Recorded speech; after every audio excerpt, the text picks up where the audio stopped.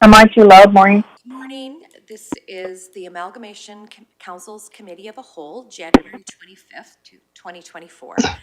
I will read the disclaimer that all public meetings are live streamed and recorded. Any written or verbal information provided may be included in the public documents as per the Freedom of Information and Protection of Privacy Act 41. So we have I'll call the meeting to order at 9:30. We have an agenda before us. Looking for a motion. Accept the Mayor agenda Rimmer as presented. with no amendments. With no limits, and to apologize for the late start due to technical problems beyond our control. Very good. Ms. Haight. Thank you. Chair, did there wish to be a motion to consider amending the agenda for conducting negotiation deliberations in closed session? Okay. Councillor Cermak. Yeah, I move to make amendment too. Just as a point of order, there is an amendment on, or there is a motion on the floor. So the motion on the floor is to adopt the agenda as is. So, or you could withdraw. I Councillor. will withdraw my motion, and I will hand it over to Councillor Simrak to. I will make a motion to amend the agenda for closed session. Okay, so we have to make a motion to amend the agenda first. Yep. So motion to amend the agenda. All those in favor? Those opposed? Aye. Oh, Point of order, our law states that it must be unanimous within this committee. all right. Why do you always have to filibuster? So, Oh, we did, that filibuster's different. Well, so knowing that, we need consensus for the agenda. And I'm not sure if Councillor, sorry, Gibson is on, so I'm not sure if there's a delay too, so I have wanted to hear that there's a little bit of a lag. So knowing that, the motion was defeated. So No, go ahead, Deputy Gibson. I agree that if the amendment wants to go forward. I didn't quite hear that. That was part, yeah. Oh, okay, she agrees with the amendment, okay. Okay, Marianne is, and Councillor Vold is also on the line as well, that I can see now already. So knowing that, we're back at item 2, so the agenda adoption. Discussion. there should be some discussion, and I think that Councillor Cermak's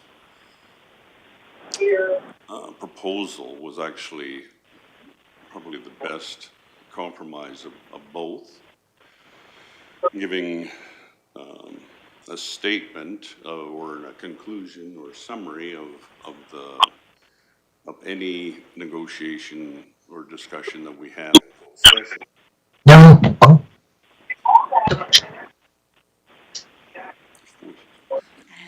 So I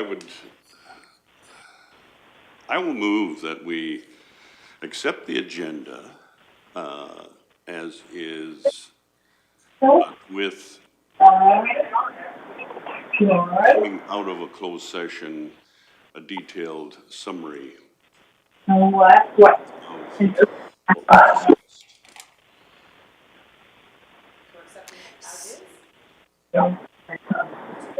Just for clarification, so, The amendment would be that we remain the way that we had it. yes, Obviously, we go into closed sessions for some discussions that are of a sensitive nature.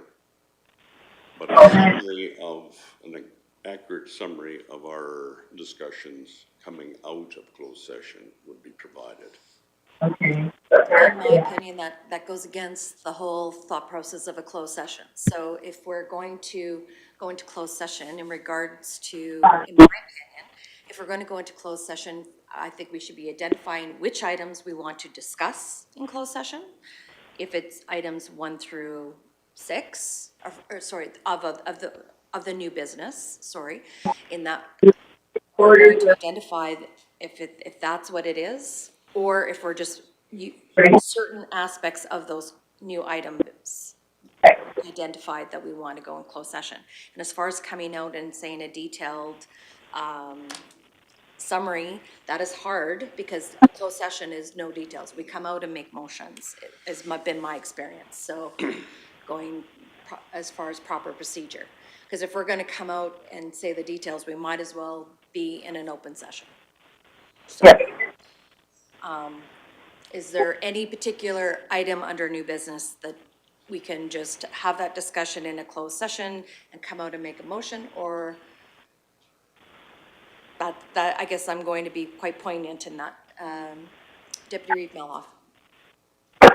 Thank you, Reeve. I'm the one that voted against it, so I can speak to my reasons. I want this process to be as transparent as absolutely possible.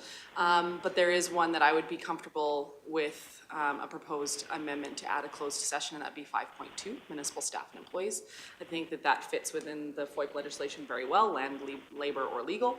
As far as all of the other ones, I personally see no reason that any of the other ones cannot be discussed and negotiated in public. Councillor Forgot my name. Nelson. I totally agree. There's nothing on here that can't go into open session. It's gonna be there's going to be a result. So it might as well. I do agree, though, that the employment one should be hashed out in closed session. Oh, good for you. Any other comments or discussions in this regard? It's been suggested just to go into closed session on item 5.2. Mayor Rimmer. I have no problem with that. It was the overall discussion of, not being, that particular subject, yes, I fully understand. And I wish you would have said that right from the start. Rather than just saying, well, no, we can't go in a closed session, I want it open. Well, there is things that we need to discuss, and that's one of them, and I appreciate that. So I'm fine with that. All right.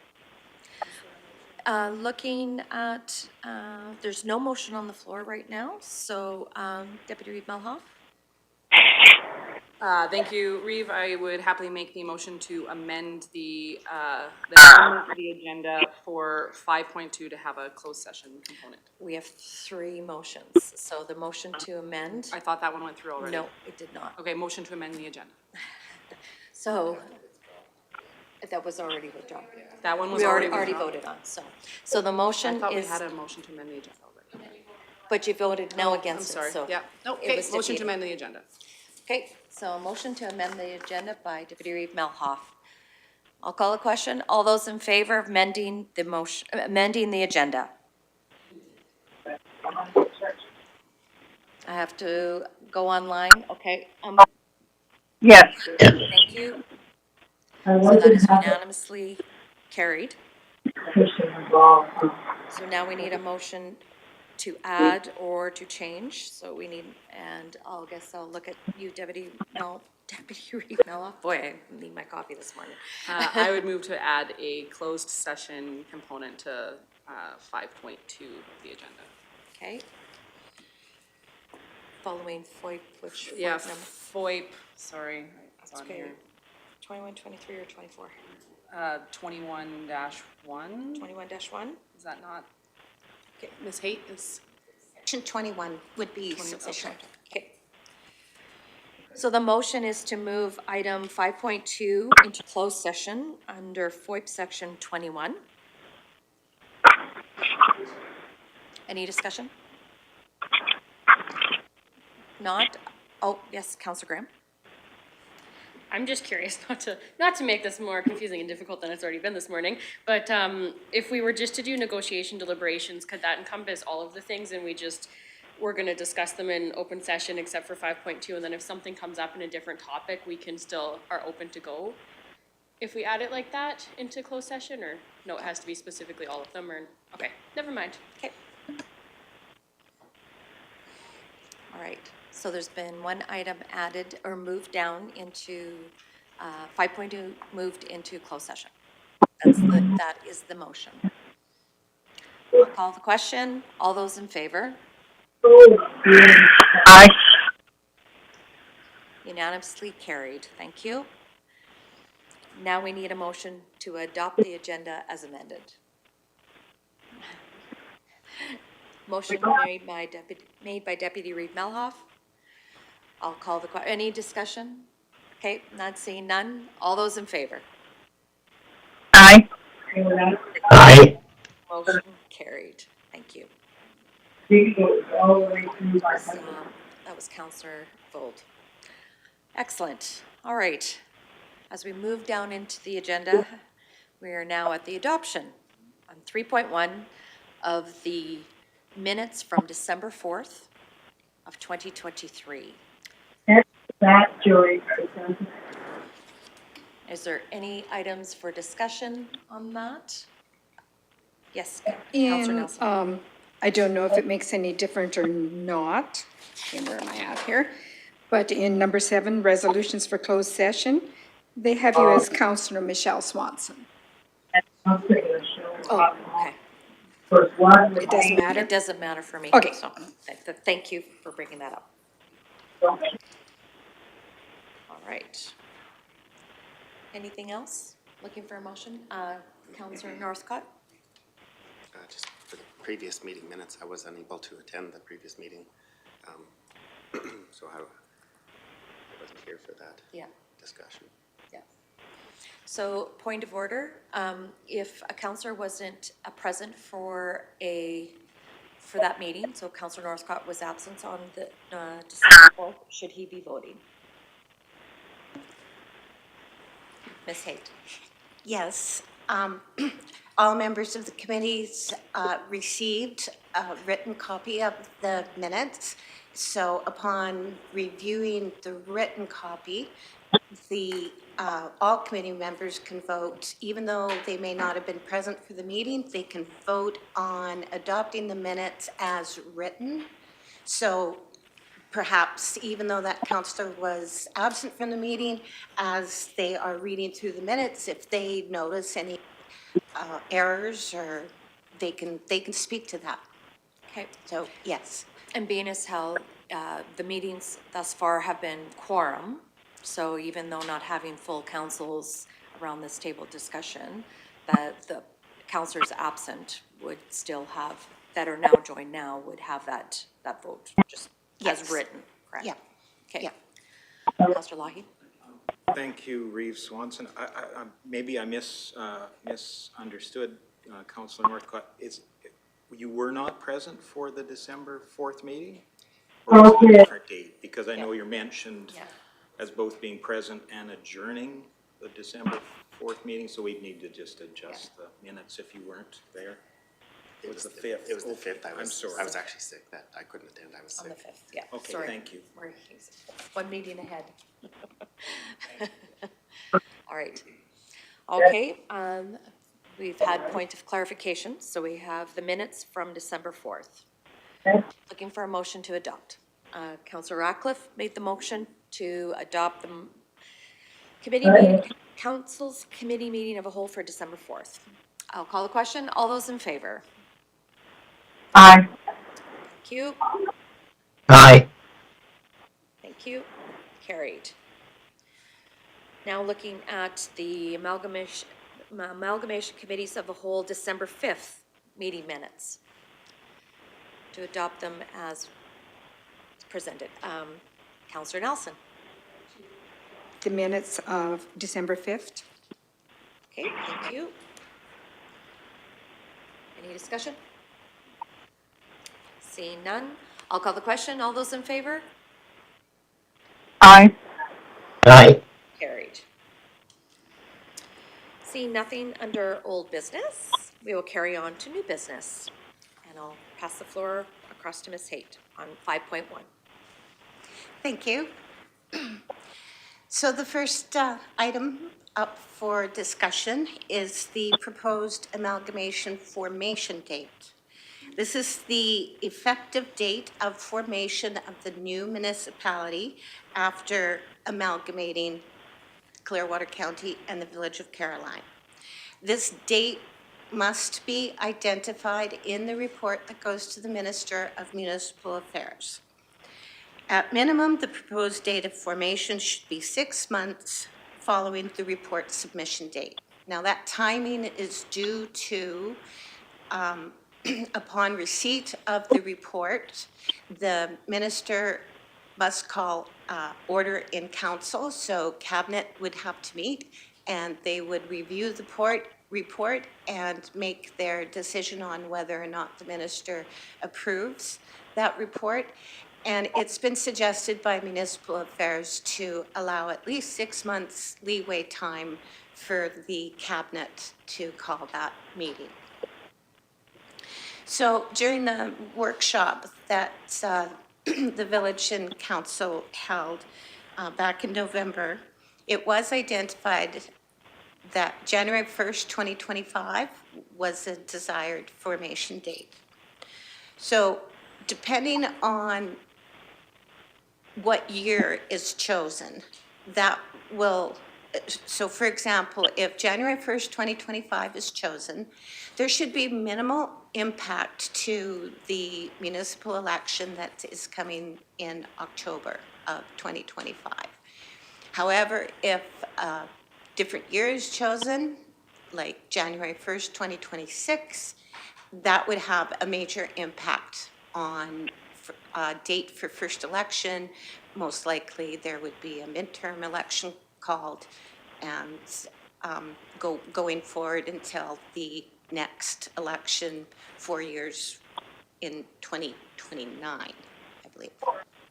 Now, January 1st is recommended as a date for best practice, and it's simply due to the financial reporting, financial transition. It's no different than Revenue Canada suggesting that a business's yearly fiscal year is in a calendar year. So I'll leave it to the committee to consider. Thank you. All right, so we've had some suggestions. Opening the floor to discussion. Councillor Ratcliffe? Thank you, Reeve. I would move that the desired formation date of the new municipality after amalgamation would be January 1st, 2025. Thank you for the motion. Discussion on the motion.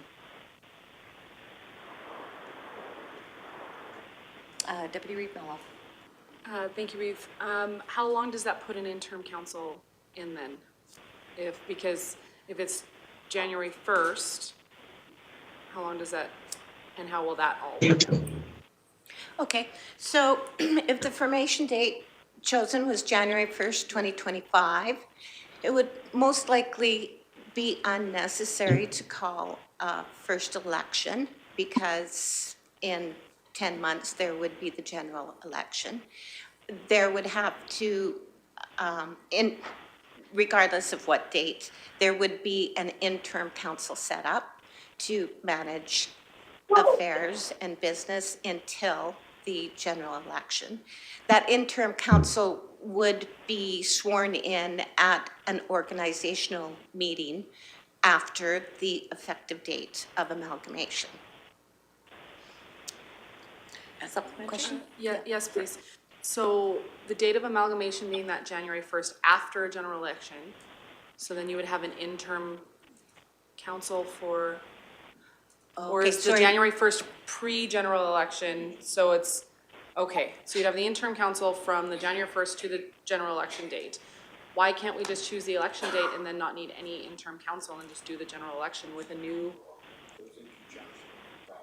Okay.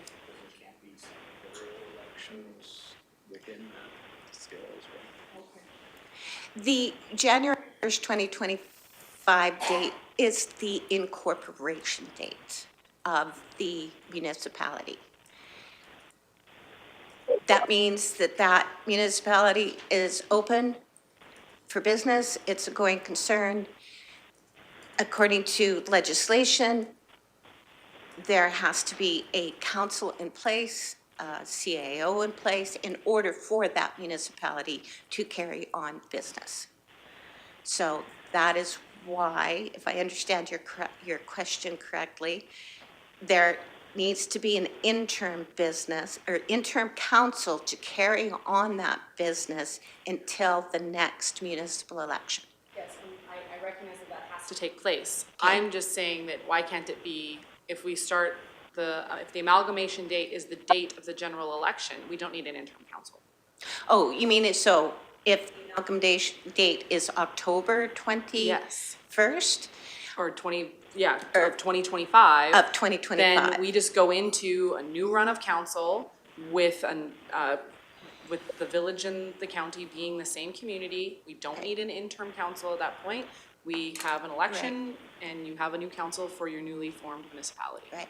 Definitely a possibility, but heavy consideration should be given to the impact on the finances. There is a transition period after the amalgamation formation date. Both municipalities have to conduct financial audits on their statements, on their organization. If you have a incorporation date, so to speak, of October 2025, there's a possibility that it could incur extra costs and expenses to do those financial audits because it's not a calendar year, a fiscal calendar year of January to December. Okay. No, that makes supplementary? Yes. Would that cost outweigh the cost of how much an interim budget or an interim council costs? Because an interim council will also have a fee. So will the cost of having to do an extra audit outrun the cost of an interim council?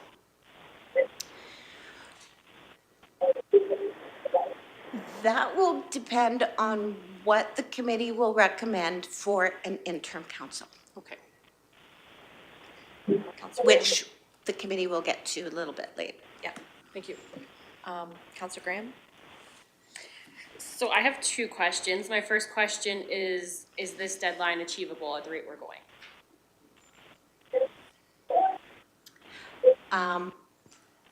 Perhaps I'll ask CAO Emmons and CAO Wright to respond. I feel confident that that date could be met, provided that the committee can conduct their work, their negotiations in a timely manner. And I'll ask CAO Emmons and CAO Wright to provide comments. I would concur. I would suggest that it greatly hinges on the will of the committee, and keeping this process as a priority would assist in achieving those tight timelines. Okay. Could I ask, my second question is related? Can I let CEO Wright comment, please? Yep. We support the discussion. Am I clear in my microphone here? Perfect. Yeah, I'd support that. We're working hard and fast within our staffing and all of our groups to support the committee work, and we're coming along quite nicely, so definitely supported. Thank you. Supplementary now? Just from the committee perspective, then it's achievable. From administration's perspective, I know Mr. Wright just answered that for the Village of Caroline. I know we just had a strategic planning meeting where our priority lists seem to grow in all those meetings. Is this achievable administratively? without running our people into the ground, because I do not want to do that, and I want to keep our service levels at the high standard that they are at. Thank you, Councillor Graham. And as I replied, if we mitigate the new priorities, new number of projects, absolutely. The services, I will suggest though, are done by entirely different staff members. If I can say it, the boots on the ground, this process wouldn't affect that. It's the administrative time behind that, where it would impede. Mayor Remmer. Clarification on Deputy Reeves' question about waiting until October. Is it, so if we amalgamate January 1st officially of 2025, and you have an election then, or assign an interim council, you still have to have, you'll have the vote, the municipal election come October. If you wait until October, there's, because there's so much work to be done, how is that, is there any issues from the province with us delaying it until October of 2025? Ms. Hay? Do you understand my question? I believe I do. And with the amalgamation process, the committee could negotiate having a first election. If the committee felt that there were concerns with having having the municipal election take place, or having the first election the same time as the municipal general election in October, the committee could decide to have a first election sometimes in between January and October.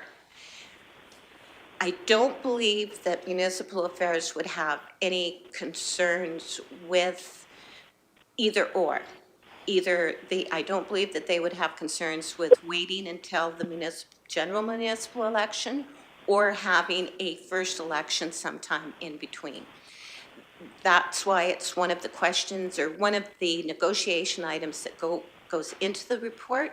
It would be the committee's recommendation. Now, as to the rationale for recommending either having the first election in October at the same time as the general election, or having a first election before October, there would have to be rationale behind those decisions. Okay, thank you. Councillor Ratcliffe? Thank you, Reeve Swanson. I think the Deputy Reeve Melhoff raised some interesting points. If this morning is an example of how an interim council might function, I would have some concerns about that interim period and what might be accomplished. I also think that knowing that we are going to have a year end at some other arbitrary date, we can then plan to mitigate those costs, even though some of them are outside contracts. My thought is delaying this motion until we have determined what the interim council would be. So the motion on the table is there is a motion on the table to have the formation date as of January 1st, 2025. So I believe you made that motion to start this discussion. So this is what we're, good discussion. So you've now suggested that maybe we postpone this until, bring it back within this meeting, is what I'm hearing. Thoughts of the rest of council? Okay, discussion Committee. on that. Deputy Hoff, and then I'll go to Ms. Haig for a minute. Thank you, Reeve. I think that that's probably a very smart way forward. But His Worship brought up a great point on how much work there's going to be done. But I thought we were doing that work now, like the 24 points for negotiation and then the 18 points for operations. So there shouldn't really be a ton of interim stuff because we're doing that work now, unless I'm misunderstanding our efforts here. No, I would concur.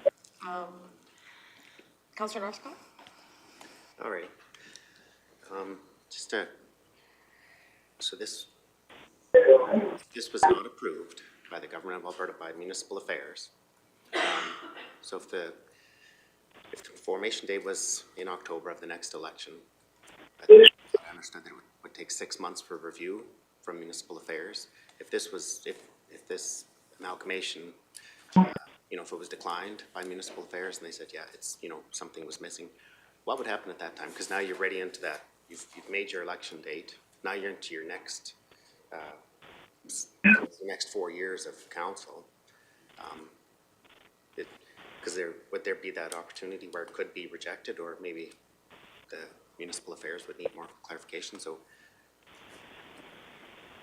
then would it be better to at least have at least 6 months minimum? Is that correct, the way I'm understanding that? Ms. Haig? Yeah, Ms. Haig? Yes, there's definitely a possibility that the minister may come back and say October 21st, 2025 is not a good choice, and he would provide his reasons why. If I were to just sort of, mull it over a bit, if you have the formation date, incorporation date of a new municipality the same day as the general election, that is a ton of work. And it's almost like two separate activities have to occur at the same time. And, like the election plus the incorporation date. Then there's council orientation, there's the organizational meeting. That's all regular events that happen after an election, but then you would also be adding on transitional items that would need to be done, and some of them need to be done quite quickly. It would, if you had the October 1st or the October 2025 as a formation date, the workload would be, I'm guessing, imagining that it would be almost insurmountable. It would be overwhelming for both newly elected officials or incumbents and for administration. Councillor Lahey? I may be a little behind in more recent news, but I remember distinctly that Municipal Affairs, in its ultimate wisdom, decided that the nomination period for the general election would start in January. So that means it starts in January of 2025. The electoral boundaries have to be defined by that time before you open nominations, because people have to essentially know if they are valid to offer their name to stand for an election coming up in October. So I don't know how that will work unless the province changes something as well. It might be mute for us to decide it's going to be January 1st, and we really can't either hold a short term, or like kind of almost like a large by-election, or whether we wait for the general election in the fall. But it has to be all defined by very early in the year. So I don't know if that would be a problem or not, but maybe if you have any comment on that or news, I would be more than pleased to understand it better. Ms. Haig? Yes, I would agree 100%. An important detail is the nomination date for candidates. And currently, as per the Elections Act, it is January 1st of 2025. Now, the minister can be asked, the committee could ask the minister to provide an exception and change the nomination date to whatever time the committee would recommend. But whether or not the minister would approve that, I don't know. But that's very important detail is nomination date for the municipal election. Thank you. Any further discussion, Mayor River? Well, thank you. We discussed this in workshop at great length. None of these points were brought up at that time. I can understand, you know, the whole interim council, but one of the important things that we discussed at that time, if my memory serves me correct, and I'm getting older, so it might not, is that we had done all this work up to that point, and then if we were to just let the new council that comes in, that has no background on it, all of us could be punted from their positions, then they'd be left with a whole bunch of questions and like, I'm sure that the administration would have all the information for them, but it'd be quite overwhelming for them as well to take on that after we put in this time and effort into that. So that was one of the reasons that we decided that if we can do it by January 1st, it would make more sense, and, you know, with the elections coming up in the fall. So. Thank you for that. Thank you for that recollection. You did well. Awesome. All right. So motion for formation date was for January 1st, 2025. Okay, Councillor Cermak? Yeah, I need it clear in my mind that you said when you started this program that the Minister of Municipal Affairs, we could put a date in, he can change it. If he doesn't like our dates that we pick, he can pick a date and say, this is a date that you're going to do, right? So why don't we just pick a date and let him decide if it's okay or it's not?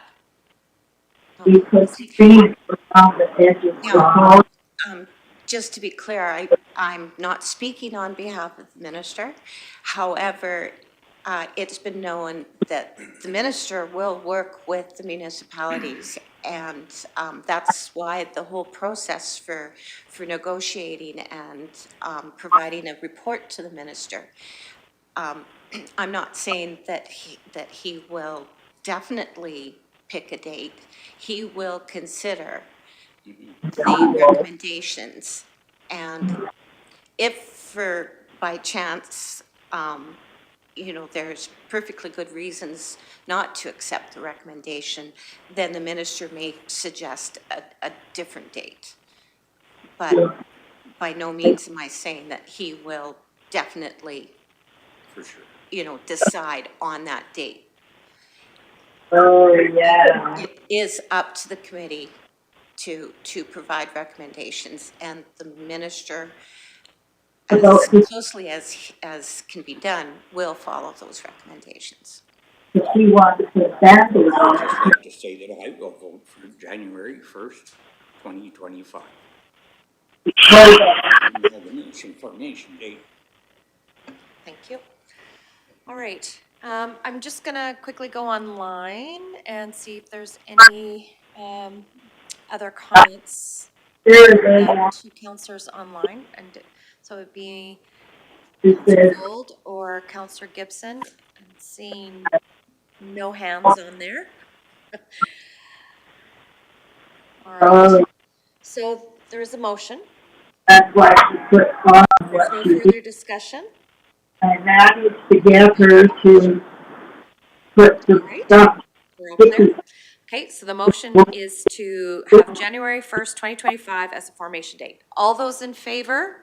A little more. Aye. Aye. carried. Thank you. Yeah. He's a really good So as run. we've moved item 5.2 down into closed session, we are now Yeah, jumping to which is 5.3, to the interim council, please. as Item far as Ms. Haight. for Harrison, nobody was on. So I said to him, I said, do you mind So, this item nicely taking follows the previous discussion. So, this is the time where the committee will make recommendations as to who will the interim council members be.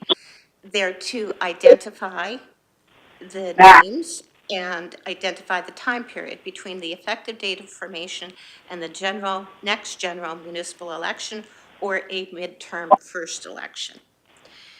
The method and rationale for how these individuals are selected should be included in the report. And best practice is to consider swearing in all members of the participating municipalities to the new interim council after the effective date of formation for emergency management purposes. The interim council for the new municipal authority is in place until the organizational meeting resulting from the election, first or general, and the chief elected official for the new municipal authority shall be elected from within the interim council. Open it up for discussion, questions. So I have a question right off the hop. So we have an interim council, but we've identified wards for, I'm going to say specifically for the village. And so how does that happen if there's no wards for them? I guess I'm looking at, for you guys, we're all distinguished, but having elected officials for the blanket of the village, how does, everybody lives in the north side of 54 or the south side of 54, like in that. So how would we tackle an interim on that, please? This is interim. Right. As of January 1st, 2025 is when those established wards take effect under the new municipality. With that being said, there has to be a transition period until either a first election or a general election. And thus, that is the purpose of the interim. The interim council does not need to fit into the wards or divisions because it's just a temporary board, so to speak, until the next election. So it's perfectly fine. Like they suggest here, municipal affairs suggests that best practice is to have full councils be the interim council. But if the committee discusses and decides otherwise, they could have change that number. Totally up to the committee. Councillor Nelson. 3 is a quorum for our village, and I would be fine if 3 participated, which would make a total of 10. Councillor Ratcliffe, and then I'll go back to you. Thank you, Reed. I have, I guess, 3 different viewpoints on this. The more people we have in council, the longer it takes to complete the discussion and direction to administration. Married to an Eric. No, I'm married to a, that's my other daughter. If we, our work slow down. And I also want to move quickly for action. Okay. So we can't, I don't think I can compete with you. I was just going to say, is there an opportunity? If Councillor Gibson or Councillor Volt, if you guys know how to mute your mics, that would be great. Yeah, okay. Some background. Thank you. Emily, can I get you to have, yeah.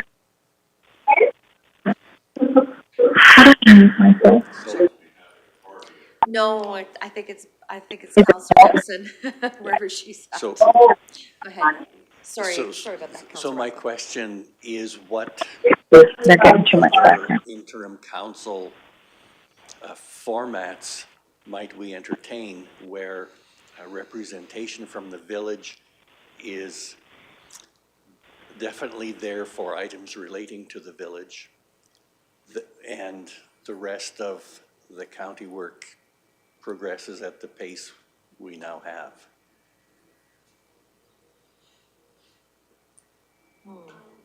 Ms. Hay. So for the committee to come up with a recommendation on an interim council, the committee may wish to consider some practical issues for an interim council. For example, space.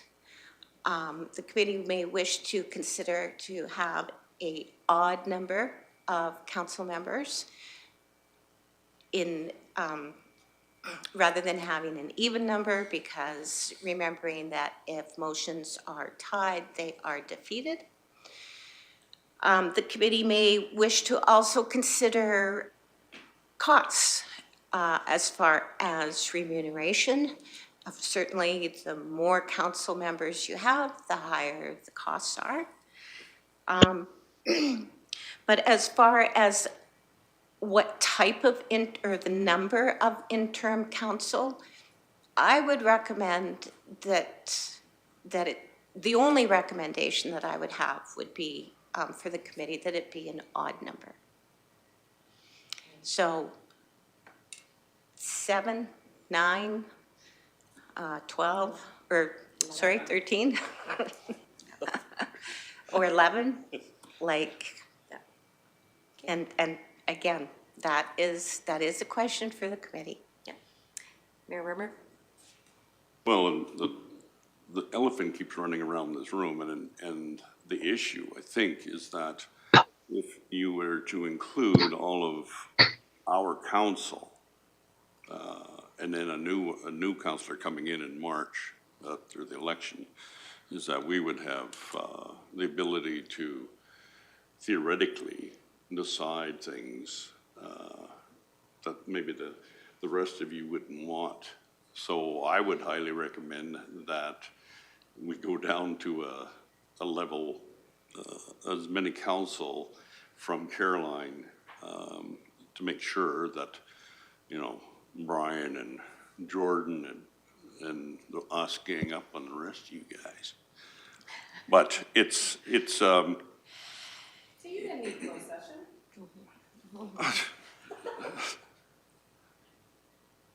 Can we go into closed session right now? We'll cut it out, to make me cry. That's what I see, and for some of you, I've lived in the county, well, longer than the county has been around, and I've been living in the county longer than some of you youngsters. And you know, the county's home. And I think that Councillor Nelson could say the same thing as Councillor Wold as well, is that we've been part of that southern part of the county for forever. And just fortunately or unfortunately, we happen to live in the village right now and we have to manage it. So I think if it would please the rest of you, we're not here to take over the county, even though I've said we should have for Caroline. But so if it's three council members from the Caroline Council or whatever that number might be, I think that would be appropriate. I think that would appease any sort of fears of a takeover. Okay. Okay? Ms. Hay? And if it were to help the committee, to possibly think of it in these terms, there is no longer a village. Residents in Caroline will be part of a county. So it's the big picture. It's no longer us versus them.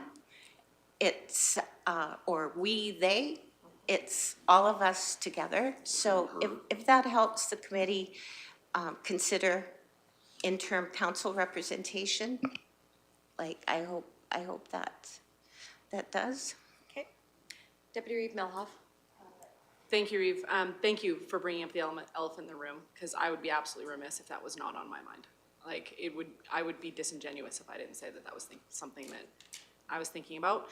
However, I also think that Caroline is an elected council, and it would be inappropriate for us to remove members of your elected council. You are still elected. And I would hope that we can work together for the greater good of the new municipality as a whole, as a team. But absolutely, that is on my mind. But I also recognize that we do budget in December. This council will have built a budget for 2025 already. And in fact, we have perceived budgets out 3 years for operational and 10 years for capital. It would actually be relatively difficult, or I would think it'd be difficult for even us to change parts of it. So I think that we could work together if your whole team wanted to work as an interim, and if we can work it into a budget to actually make it make sense and not be overly burdensome to the taxpayer to do so. Just some of my thoughts. Councillor Nelson, then Councillor Graham, and then Councillor Lloyd. What is the possibility of having a short interim election in Caroline, to have an interim 4 and an interim 6 just for that period of 8 months, 10 months? And then the people from Caroline would choose who they want to represent during the interim. Ms. Haight? That would not be a possibility under, sorry, because if the formation date, January 1st, 2025, would be for the new municipality, there would no longer be like village representation. You could have a first election, but it would be for the whole municipality. Being a representative, not being a council member. Like, just elect 2 people to represent the village, and they would not be council members, Clearwater Council members. Just an advisory, listening post. No, I see Michelle going, no. I suppose, so kind of like maybe an association group or something. That would, I guess, be up to the residents of the hamlet of Caroline if they wanted to, strike a nonprofit organization and, yeah. Would that have fallen maybe under a different process, maybe a dissolution process? Would that have fallen there? No. Okay, wouldn't have fallen there either. Okay, no, that's fine. No. So, No. okay. Councillor Graham, then Councillor Lloyd. I have a few thoughts on this. My perspective is different than the perspectives that have been shared so far. I do like the idea of like a Caroline Advisory Committee, and I know in Nordeg we have, I don't remember the name of it right now, but there's an Nordeg committee that Councillor Radcliffe goes to, and Community Association, thank you, having something similar to that. From my perspective, I believe in my division I have over 1,800 people. And I don't know how I could answer to them to say that Caroline is represented by 5 councillors. That is really difficult for me, and I understand it's not a normal situation. We're going through this process and everything, but I don't know how I could justify that to my residents. I hope this doesn't come across badly, but it could, but I don't mean it in a negative way, but this is not a normal amalgamation process. This is more like, we're coming together and amalgamating, but it's not, I don't know how to. It's not equal. Yes, and I don't mean that in a negative way. I love Caroline. I grew up taking music lessons in Caroline. It's part of the community that I grew up in, but this is not a normal amalgamation process. So that's why I'm willing to venture from the best practices that are recommended by Municipal Affairs for this. I think Caroline has two wonderful representatives here that are on this council that fits into the boundaries that we have decided already. I know that's not relevant for the interim council, but from my perspective, the 7 county councilors, and I would love to have Caroline, we could even have maybe workshops prior to the amalgamation and build some, I don't know, like a strategic plan kind of thing or something for the village. And from my perspective, that's how I would like to proceed.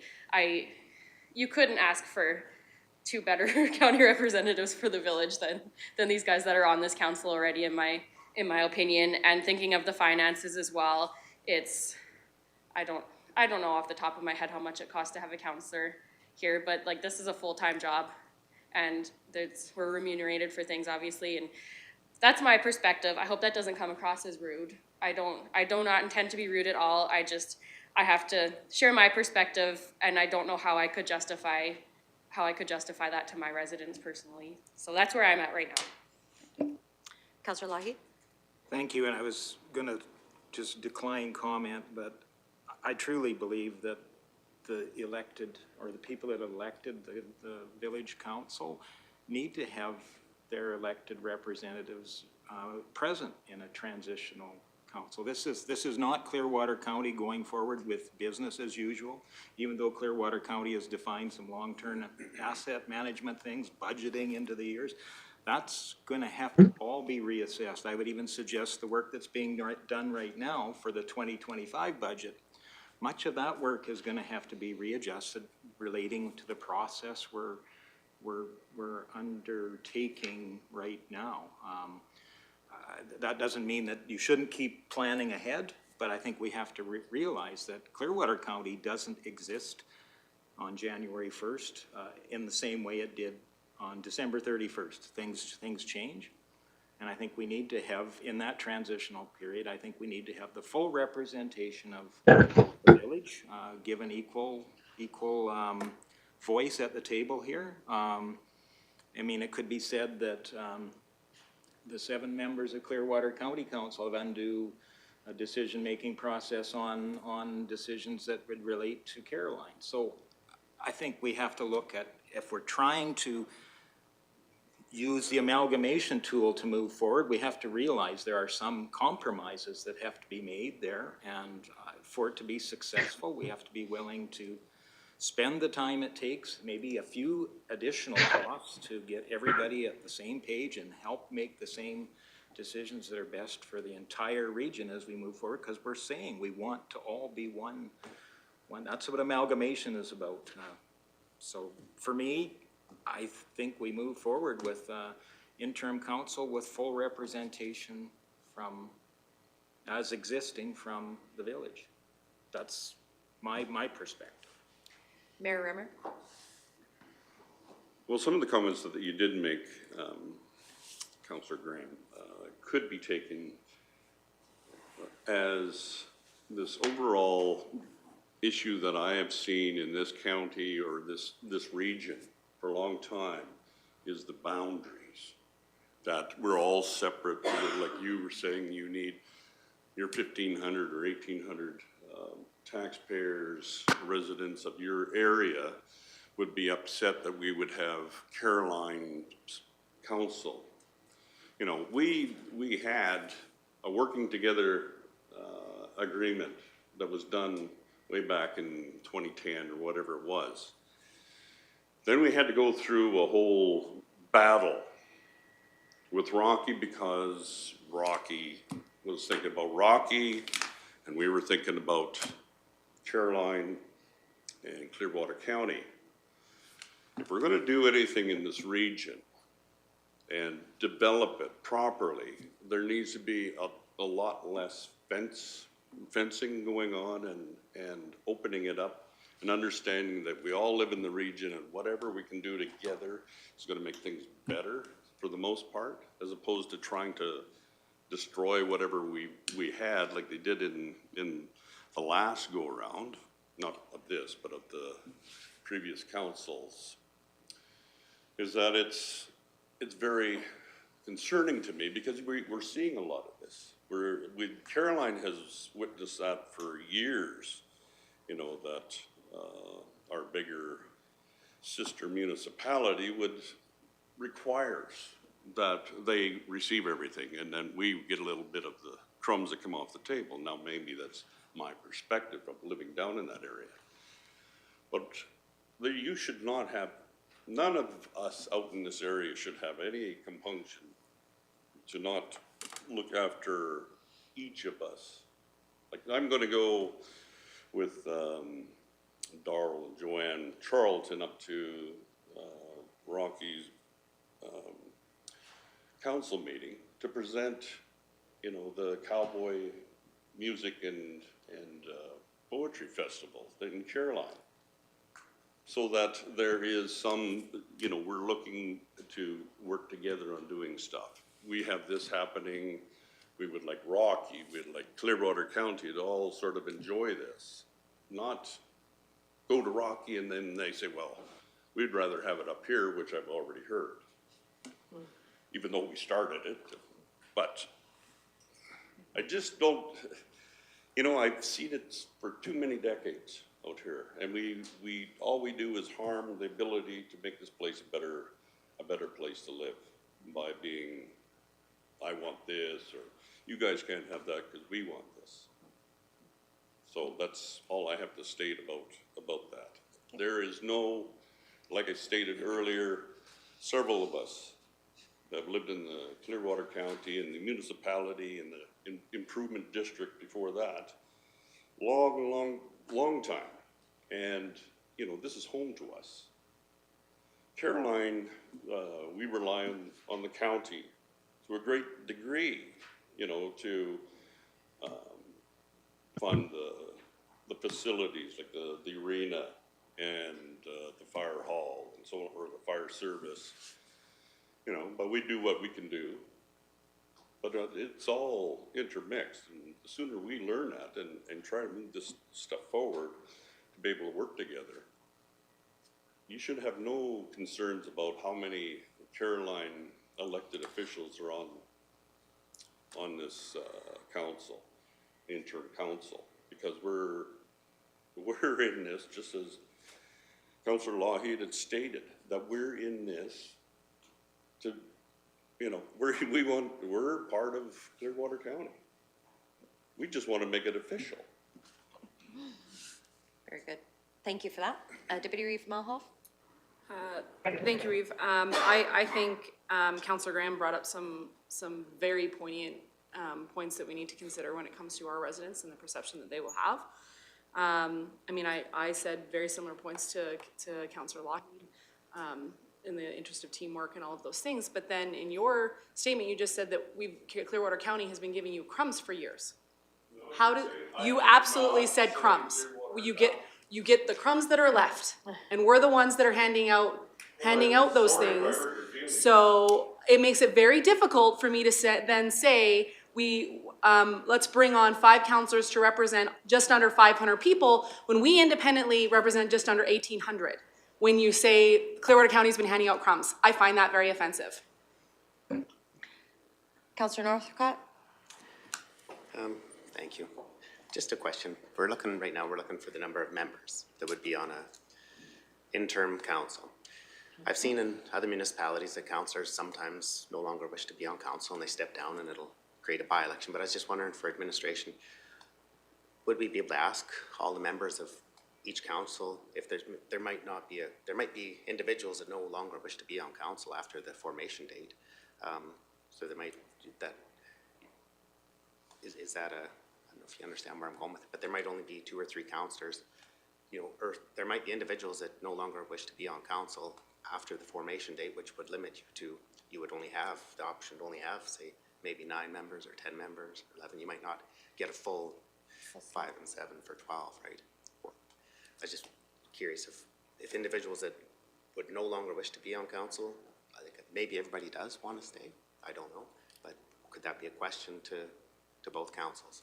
That might make your answer so there might only be 9 members, 10 members, 11 members. I think if I tried to get that across properly, if everybody understands my question.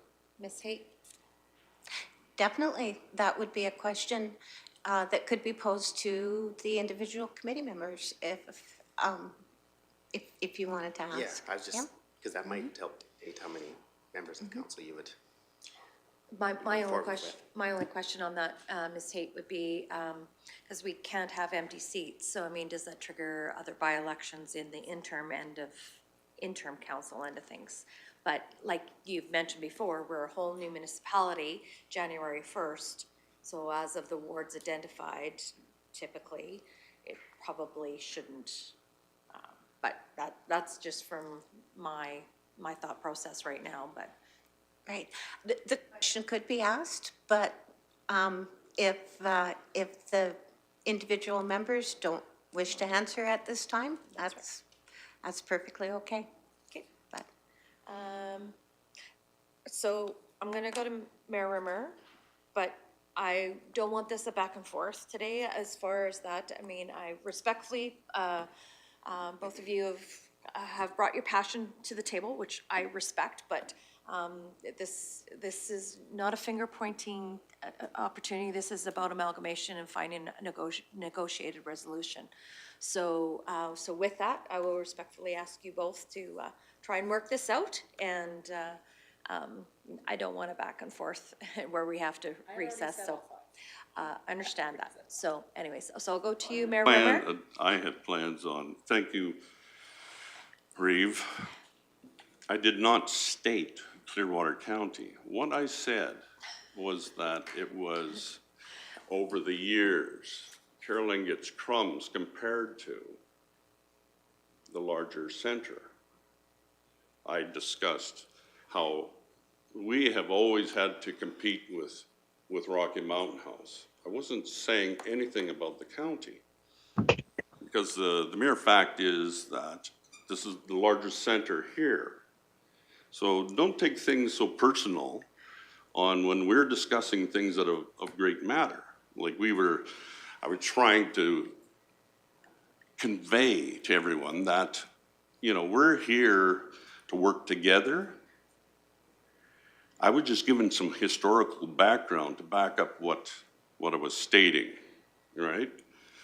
And when you're in a position like this, there are going to be things that are going to be said, whether publicly or privately in closed session, is that we can't always be, diplomatic, to the nth degree. We have to state things and always never assume that, because it makes an ass of you and me, that if I say something that you took as an offense, ask yourself what my intention is, and then clarify that first, if you must. Because I wasn't meaning to offend, but there are points that are brought up that need to be discussed. And this was one of them, is that Caroline has always relied on Clearwater County and AMD and Improvement District before that, because this is a growing area, it's a remote area. So for point of clarification, that is, you've brought forth your perspective of the history of what's happened. So there's two sides to every pancake. And so with all this, we can all grow up in the same family and have different perspectives about our parents. So with all this as well. So at the end of the day, thank you for that. But I will pass it on to, I'm not sure who was first, Councillor Lougheed or Councillor Nelson. Okay, ladies first. Councillor Nelson. Thank you for your comment, Councillor Northcott, and I will state right now that as of the end of the year, I will not carry into the next council. That will make a decision for everyone. There are boards I would like to serve on, as that's how I feel I can serve my community. But I, for one, we have two absolute fabulous representatives. There's no need for me to repeat it. And I feel I can serve on boards and feel I can serve my community. So there's one question answered. Thank you so much for that. Councillor Lougheed. And kind of putting the blinders on so I don't get burnt by the lasers here, but ultimately, I don't want us to lose sight of the process that's before. We're taking this in small bites and deciding individual things, and everybody's wanting to skip ahead to the elephants in the room and deciding other things, because you mean there's going to be a lot of other things, like who's going to be the chief elected official, and then, you know, in the organizational meeting that will, I mean, we've got a lot of questions, but we just got a process here that helps us discuss them one at a time and come up to the best possible solutions. I don't have an issue with the number of people at all on an interim council, as long as each feel they have representation that's going to be effective. And I would say perhaps that the decisions that will be made from that January 1st point of time to the after the election are going to be more in the nature of operational or emergent concerns. I think that's why it was talked about having a full balance of people on an emergency type situation. I think the nature of those decisions with that interim council is going to be more operational than visionary or structural capital, huge capital purchases. That, I don't believe that would be the nature of that interim council. I think it's the kind of thing that we typically have questions about the item as it comes forward, but not necessarily anything that would be controversial. They're usually consensus-based decisions anyway. That's just my view, and I don't know if we want to get bogged down in bringing forward all the elephants in the room too early. There you go. I have 3 more blinky lights on this side, and then we're gonna take a quick break and then come back for a decision. Councillor Cermak, then I'll go Councillor Northcott, or Councillor Ratcliffe will come this direction. Thank you. I would just like to comment that I'd like to agree with Councillor Lougheed. Everybody that is in Carolina and in Clearwater County are elected officials, individual people. They get to make their own mind. We accept everybody as an interim, because that's what we're discussing right now, is an interim council, nothing else. Allow the whole councils to be the interim, and the individual decides whether he wants to be on that or not. The 7 of us, we each have a choice if we want to sit here today or tomorrow. If we don't want to, we can get up and leave. Same with Clearwater County or Caroline Council. I think they're elected officials. They have a right to be here if they want to be here. I don't think this committee needs to dictate who can be on it and who can't be. Thank you. Councillor Ratcliffe. Thank you. First, just to comment that I think it has been common around the province where, you know, one neighbor has helped out another neighbor to keep going, as that may be better than taking over the neighbor's issues. But looking for solutions, would it be possible to have like an integration committee that basically has council powers to deal with issues around Caroline that would be separate from regular council? And that way we can kind of balance the issue of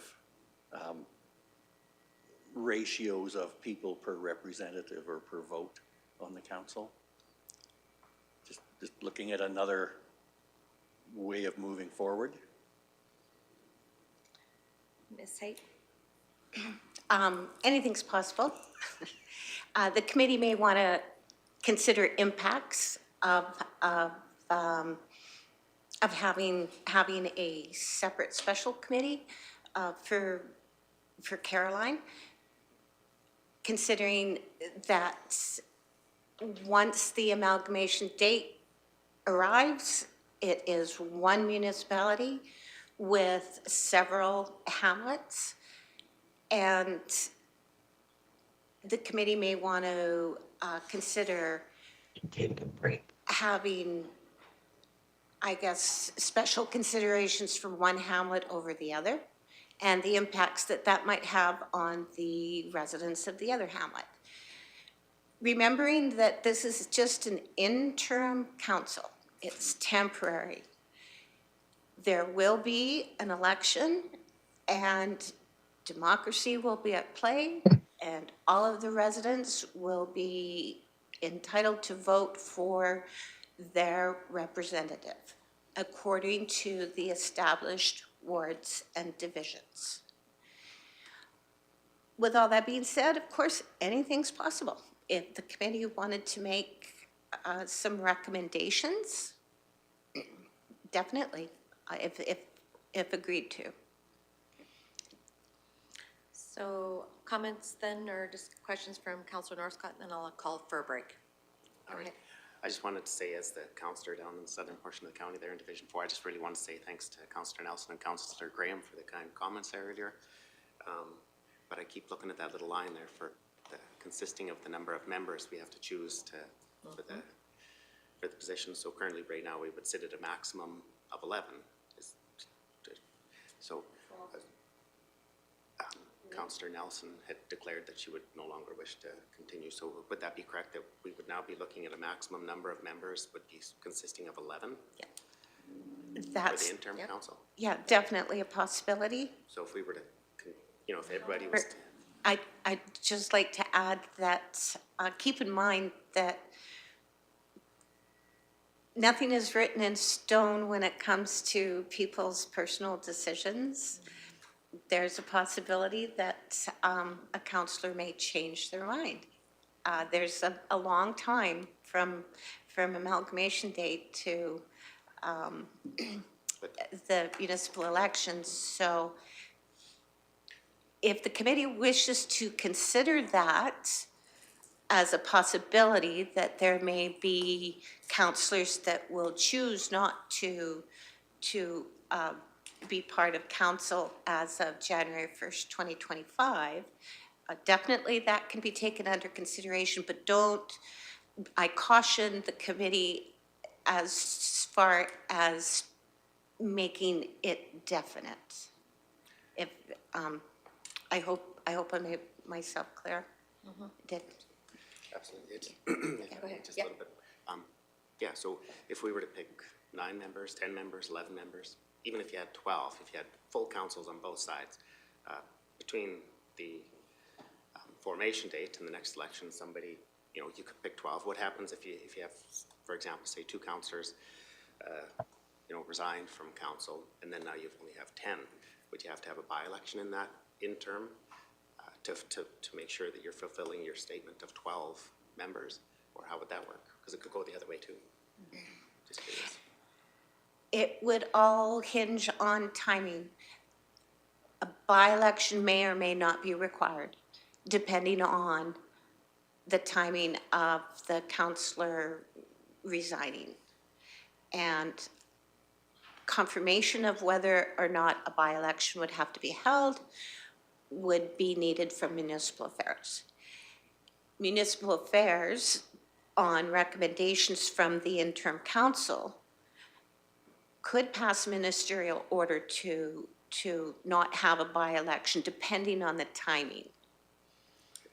I just was looking at that, we just have to put a number in that blank. I was just looking at the simplest way to process of elimination. Maybe some individuals just no longer wish after, so that's, but I'll just leave it at that. I think I got my point across. Thank you very much. Thank you for that. All right, so we are now at 10:48. I'm going to call a recess until, a break until 11 o'clock. We'll be back at 11 a.m.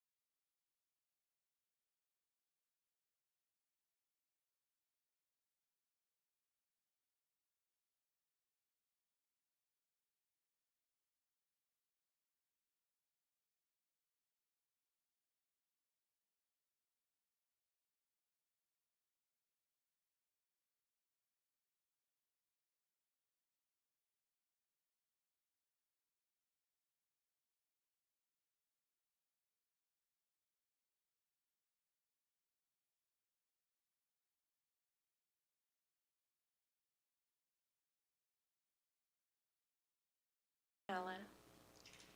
And welcome back from our break. We left off before the break. We were at item 5.3 in regards to the interim council. No motions are on the floor at this time, so we're just into discussion. So to help focus our discussion, if we've kind of beaten that bush, so to speak, I would like a motion to focus the discussion on that motion coming forward. So is anyone willing to make a motion in regards to interim council? Anybody online?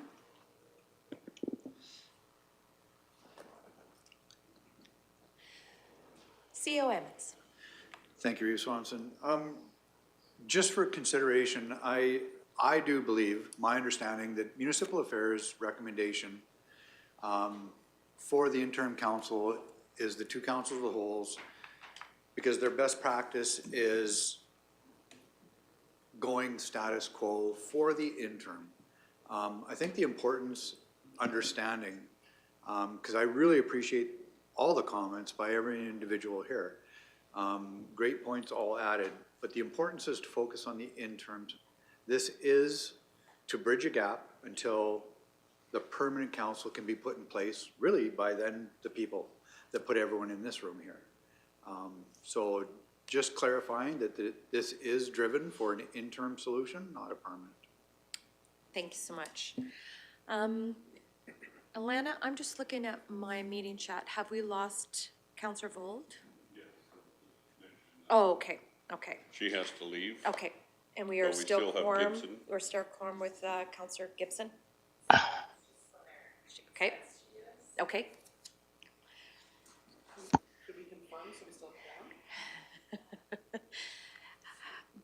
Councillor Gibson, if you can hear us, if you can unmute and just let us know that you're still here online with us, please.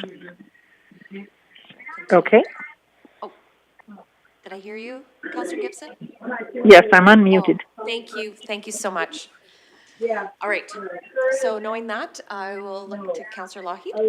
Sure. Next for comments. And my eye is on the staff recommendation, so I would be prepared to make a motion with a few perhaps adjustments to that. That perhaps that the interim council consists of up to 12 members, and those names and positions to be determined at the organizational meeting. Would there not have to be an organizational meeting with a new formation? Would there not? That organizational meeting would take place after the first election or the municipal general election. And for the minister's report, they are asking that the names of the interim council be listed. Okay, so then we're determining who the chief elected officials are at this moment, or suggesting who they would be.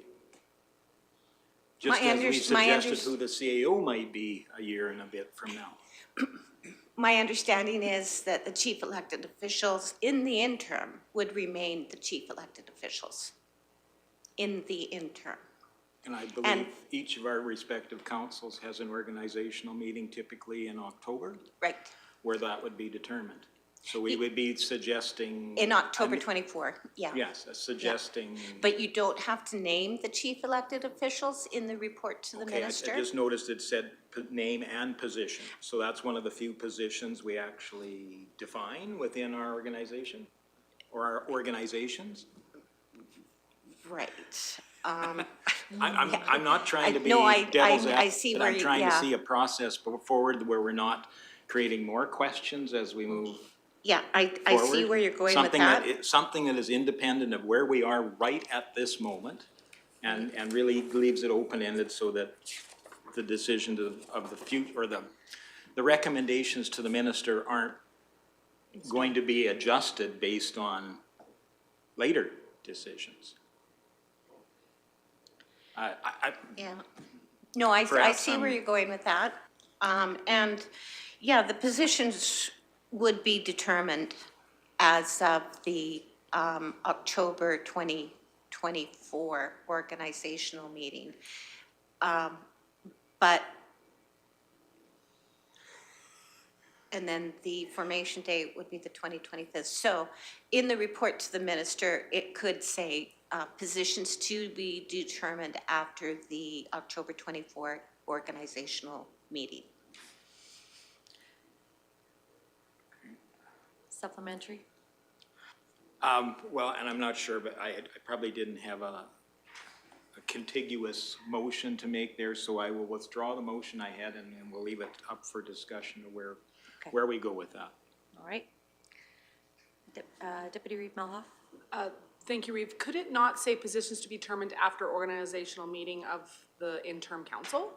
Because having 2 chief elected officials will also be a very difficult road to navigate.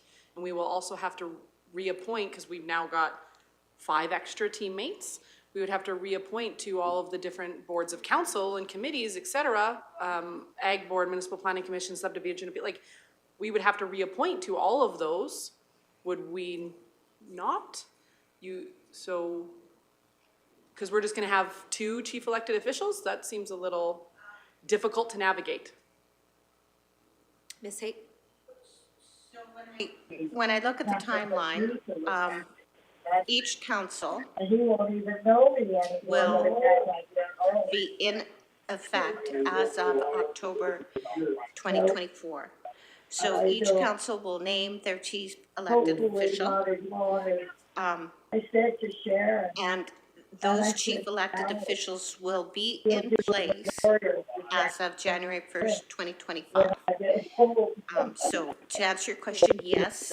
Then we would have an organizational meeting and reappoint a chief elected official for the newly formed interim council and appoint to those boards. This one over here looks really ugly. Yes, but I want to confirm with municipal affairs if the interim council includes the position of mayor and Reeve in this particular case. But I will confirm that with municipal affairs, or if the interim council would elect just one chief elected official.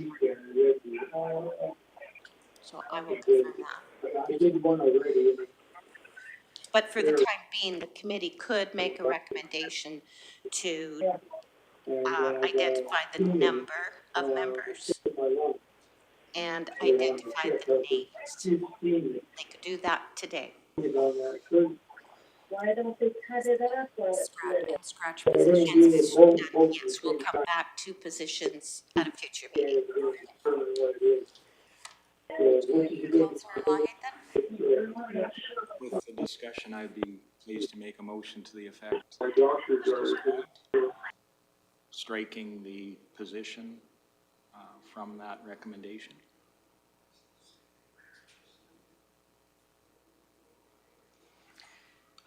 So being as how you still have a by-election yet to come forth in March, that name could be added at that point in time that that person is sworn in, correct? Okay, sounds good. All right, motion on the floor that the Amalgamation Committee agrees that the interim council consisting of 12 members and the names effective of the formation date at the next general election, to the next general election, sorry, or the, yeah. Councillor Northcott. Just curious if, if we were to just put consisting of all members, maybe that way if there's an individual that, or a councillor position that's vacant at that time, whether it's 10 or 11 or 9 or 12, would the word all members be sufficient, or does it have to be an actual number? Ms. Haight? My understanding is that the report is asking for a specific number. Thanks. Discussion, get Deputy Reeve Melhoff? Oh, Me this sorry, time. no, okay. Councillor Graham? My question, so if we submit this and say 12 members and list everyone, and then people choose to not continue on, does that spark a by-election? I know that was kind of brought up earlier, but how does that work? I will need to confirm that with Municipal Affairs. Okay. I kind of wonder if we should wait this item until we know those answers, because if we say 12 and then, we already have one individual who said that maybe she doesn't want to continue, like we have to come back and revisit it? Just a thought? We could postpone this item, is what you're suggesting? To a future, then another amalgamation meeting? May or whenever the answer comes back from Municipal Affairs. Councilor Lougheed? From my perspective, again, this is a recommendation to the minister. I don't think the minister would hold us to somebody that is unable to continue their service. People have health issues, people pass away, people's life changes, and I don't think the minister would say, I'm gonna throw it all out because we don't have. I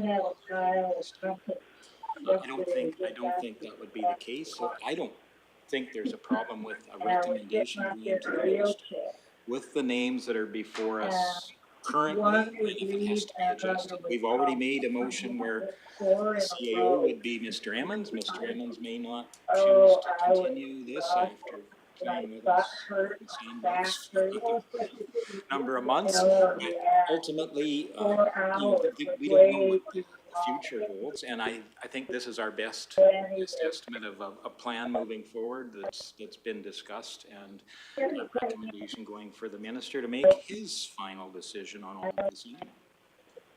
Thanks for that. Excuse me? So we have a motion on the floor to appoint, it's not even a point, to agree that the interim council agrees to 12 members. Any other discussion on that motion? Councillor Gibson? Yes, could we have, like a, interim council of X number to a maximum of this number, to sit instead, then we give them a variance, so then if some council members choose not to sit on the interim committee, then we're not kind of beholding to have a by-election or cause issues, but if we have, like, add 3 of us or whatever, up to five of us or whatever, that type of thing. Am I seeing it wrong? So, yeah, you suggested a range. We've discussed Yeah. that, and we feel that during that discussion that it would be better suit to just put a number and then. To tie us in. Yeah. Okay. All right, sorry, I must have missed that. It's a little bit busy here. We can hear. Thank you for that comment. Mayor Rimmer? The council, I thought we discussed this, and the council as a whole would, but we have to have so we just put the council as a whole with all the members on it, so that, I don't know, that's, because there's gonna be, like Councillor Lougheed had stated, is that, we're gonna have people that are, might step down or might, as he suggested, and I don't want to say it again, have a heart attack and die or whatever, but as long as there's a paramedic nearby, we should be fine. Yeah, a good one. But would that not suffice? And I would also suggest that we table this until tomorrow, so that it gives administration some chance to get some of the answers back. They're supposed to be almost on the hotline for us on this. So would it be appropriate for us to just table this item until tomorrow, after you have that information to supply back to us? CEO Emmons? Not on this topic, getting a number of comments from the people online. If the members that have dialed in could kindly mute to eliminate that background noise, it's creating a lot of disturbance for the people online. Thank you. Thank you for the comment. Councillor Graham? I would agree with you, Mayor Rimmer, to postpone it. I don't know if if Municipal Affairs is that able to get it to us tomorrow. But if they could, that would be awesome. But to postpone it until we have that information, and maybe we do, as Councillor Northcott suggested earlier, maybe people do need to decide if they want to continue or not, and we can have an accurate number and move forward like that. I don't know, as the motion stands now, I will not be voting in favor of it because of all of the questions up in the air surrounding, we don't have all the information that we need, in my opinion, and obviously for my previously stated reasonings, so. Okay. Councillor Ratcliffe? What would, thank you. What would quorum be with a council of 12? Or a potential council of 12? 2/3, so math-wise, that would be 6, no, 5. 9? Yeah, 9. That would be quorum of 12. Thank you. All right, so there is a motion on the floor, but it has been suggested to, okay. Go ahead, Alana. Thank you, Reeve. I apologize. Could I please get clarification on the motion, including who made the motion? Okay, Apologies. okay, no worries. Councillor Lougheed made the motion, and I'll let him restate it. That the Amalgamation Committee agrees to an interim council consisting of up to 12 members with names associated from the formation date to the next general election. You're welcome. So the motion is on the table, but it has been suggested to possibly postpone, so discussion on the motion.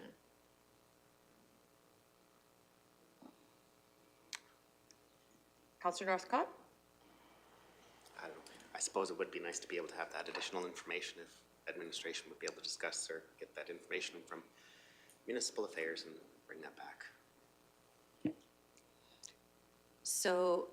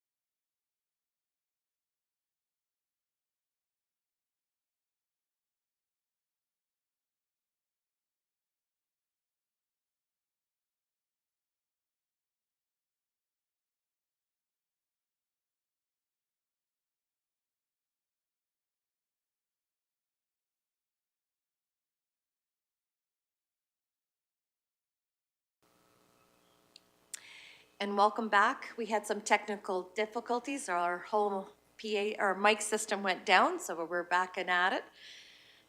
We're just waiting for another member of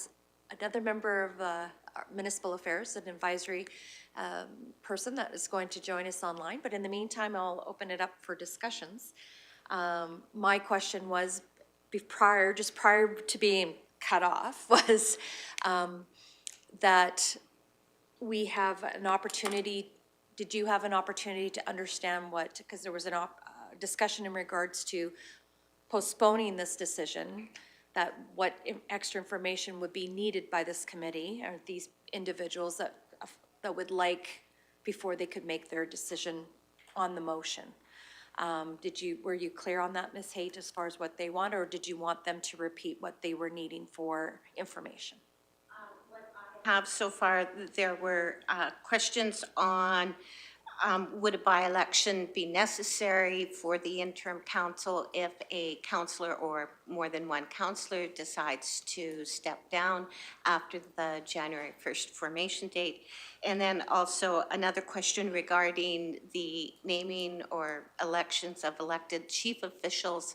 Like, will the interim council have one mayor and one reeve? So those are the two that I have. Did I miss anything? Mayor Rimmer? The other one was whether we have to actually have the actual number, 12 members, or you just stated that the council as a whole. Okay. So do we have? Ms. Haight, could you just restate that? Because Mayor Rimmer's light was still blinking as he was saying that, just what you heard, just for the,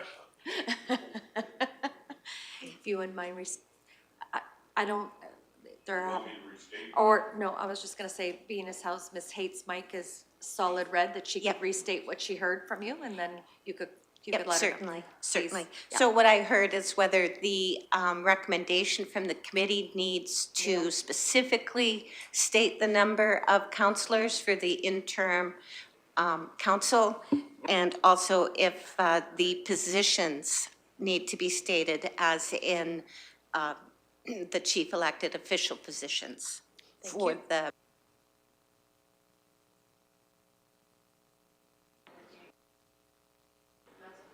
For the report, hopefully. Sorry. Okay, a little bit of a. Was that correct? Yeah, okay, thank you. Thank you for that.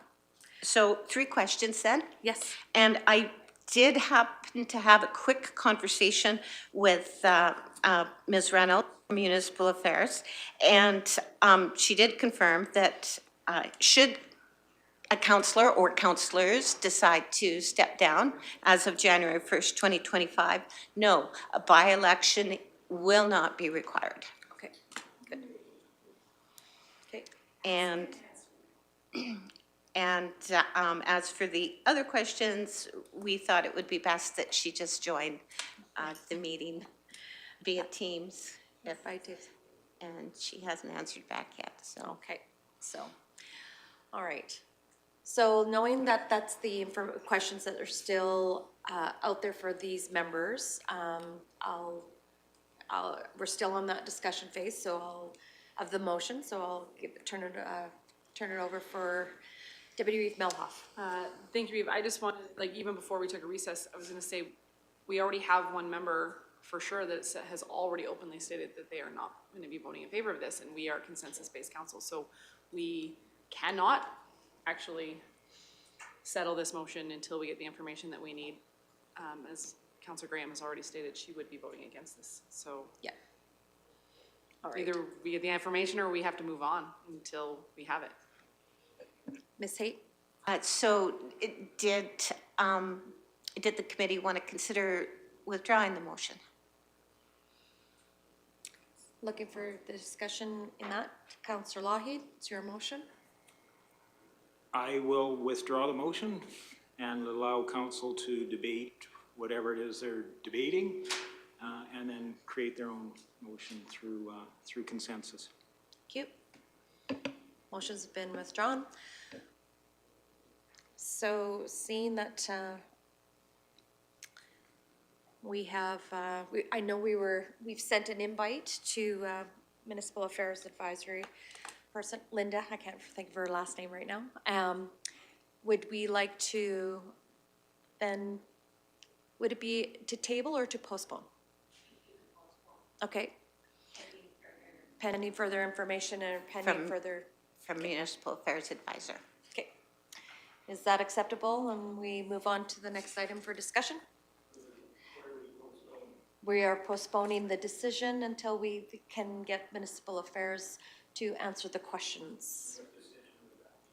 And the information that was requested, as Ms. Haight has referred to before, information that both Mayor Rimmer and Councillor Graham was requesting. So if I can get Ms. Haight to repeat those two questions that the individual councillors and mayor, or individual councillor and mayor would like. Those were information items, were they not? Oh, there we go. Seeing our wonderful electronics timing is here. Okay, welcome to our meeting. I need to look at the names here. So we have Ms. Reynolds and Ms. Devereaux. I can read the fine print here. All good. Devereaux. Thank you so much. Yeah. All right. So there's been some questions raised in this process. I will turn it over to Ms. Haight, and she can relay the questions that this council would need for the decision. Thank you. Thank you. Good morning, Ms. Reynolds and Ms. Devereaux. Thank you for joining us on such very short notice. Really appreciate this. The committee is discussing at this time interim council recommendation for the minister's report on amalgamation. And they have come up with 3 questions. The first question is regarding a scenario in the event that a councillor or councillors decide to step down after the proposed amalgamation date of January 1st, 2025, will a by-election be necessary for the interim council? I will say probably not, because the interim council is there for a very short period of time, because it is anticipated. Oh, well, it will be there until October. Now, I have to recall what your situation is. October. And you propose to so you'll have an election in October 2025, correct? That's right. And you propose amalgamation January 1, 2025. And so, Dee, you might have a little bit more information on this than I do. I believe that within 6 months of that municipal election, if somebody steps down, there's not a requirement for a by-election. I realize that is the 6 months correct, Dee, or maybe one of your CEOs can fill me in on that one. Yeah, I'll just quickly look it up here while you continue. Okay. But what I do know is, because it is that time period will be much more than 6 months, what the council would do, they would request to the minister that they don't hold a by-election. And that has been granted in a ministerial order in the past. And I think there would be full understanding as to, the new municipality's situation on that matter. Does that help? Yes, it does. Thank you very much for that. The next question that the committee had is it necessary to name or to identify the specific number of interim council members and their positions at this time? Or could there perhaps be a recommendation of more of a general nature? For example, an interim council consisting of councils of the whole, and perhaps not identifying the positions as in who the chief elected officials will be, if that would be acceptable in the final report. Or is a specific number required, and do the positions have to be identified in the report? So can I go back to the work I did with the towns of Black Diamond and Turner Valley? Their decision was that that interim council would consist of all the councillors existing from Black Diamond and all from Turner Valley. They actually, technically they had 7 councillors each, but one had resigned from Black Diamond. They had a ministerial order granting that they didn't have to have a by-election. So actually town of Black Diamond only had 6 councillors. And so the order in council, amalgamating the 2 towns, said, first of all, it states that the councils of the 2 municipalities are dissolved on the formation of the new municipal authority. Don't exist. And until the organizational meeting resulting from the first election. Now, you would need an organizational meeting because your first election would be in the October, some months away.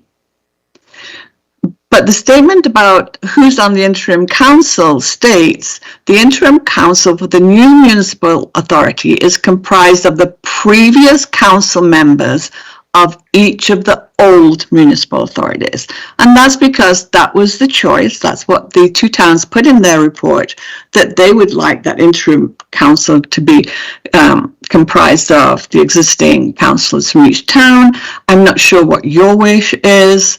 If it is similar, if it's the existing councillors from the county and from the village.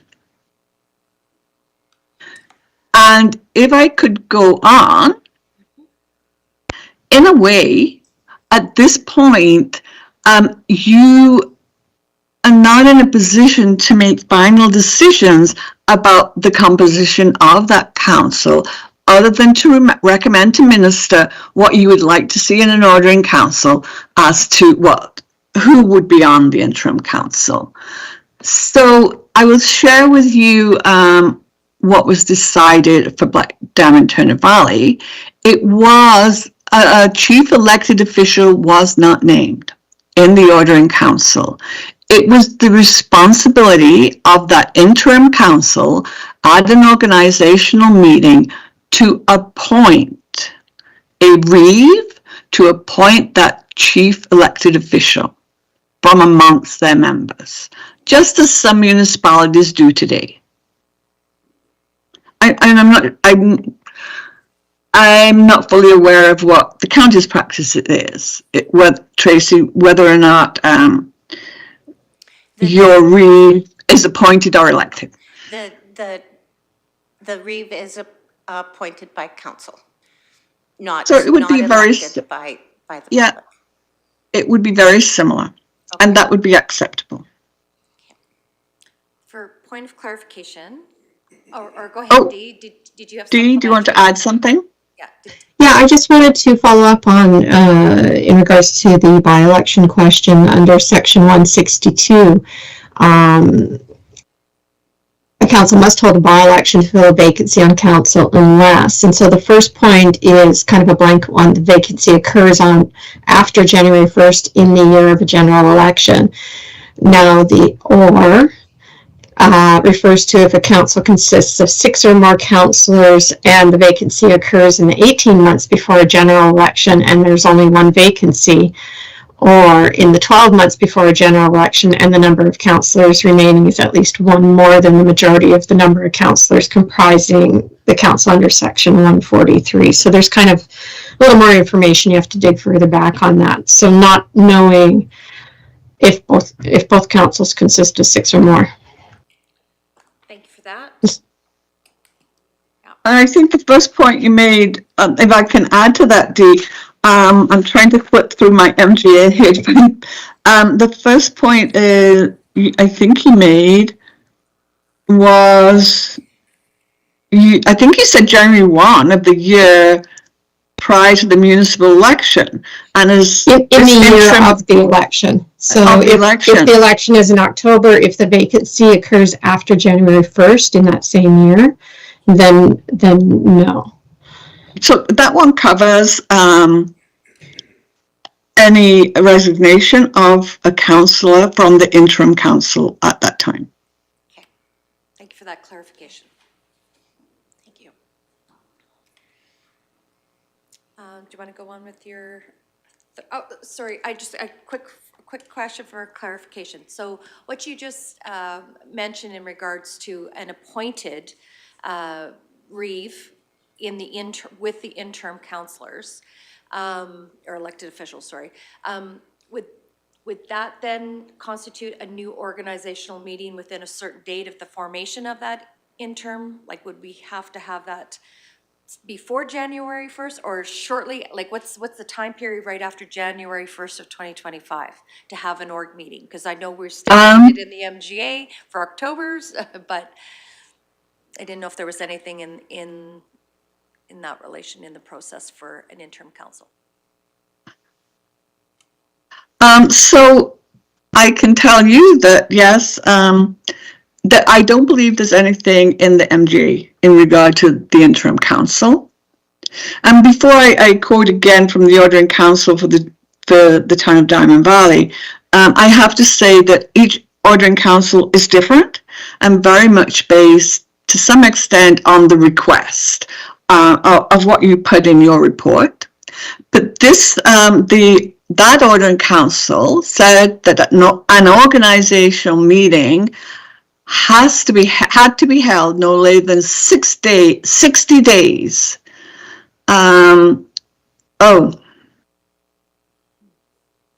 It was 60 days after the first election of the new, sorry, I can't. I would say it will probably say you have to have an organizational meeting, your worship, within a certain length of time. That new interim council will be expected to have an organizational meeting, you know, at which the reeve would be elected from within, and it's a brand new council. Even though it's comprised of former councillors, it's a brand new council. So you would be appointing members to all the boards and committees that you are members of now, because the former appointments are no longer valid. Okay, thank you for the clarification. So I would suggest, because we have our meetings on the second and fourth Tuesday, that we would make a recommendation in the report to have our organizational meeting of an interim council really on the second Tuesday of the month. Like, it would be a dual. So, okay, thank you for that. I appreciate the clarification. I think Ms. Haight has one more question to ask. 3? No? I think it was in regards to naming, does the interim council have like 2 elected officials, mayor and reeve? But within the conversation, that question has been answered. So that at the organizational meeting, the interim council will choose their elected official. So that question has been answered.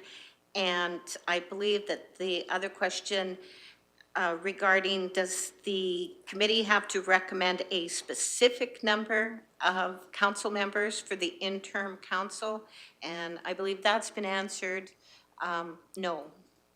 It could be something as simple as that previous council members of both old municipalities would make up the interim council. Go ahead, Ms. Reynolds. Thank you. Trace, Mrs. Haight, I follow what you've just said. So if the wish is that the interim council is comprised of the two existing councils today, that would be fine. And so I think I'm assuming that is your wish.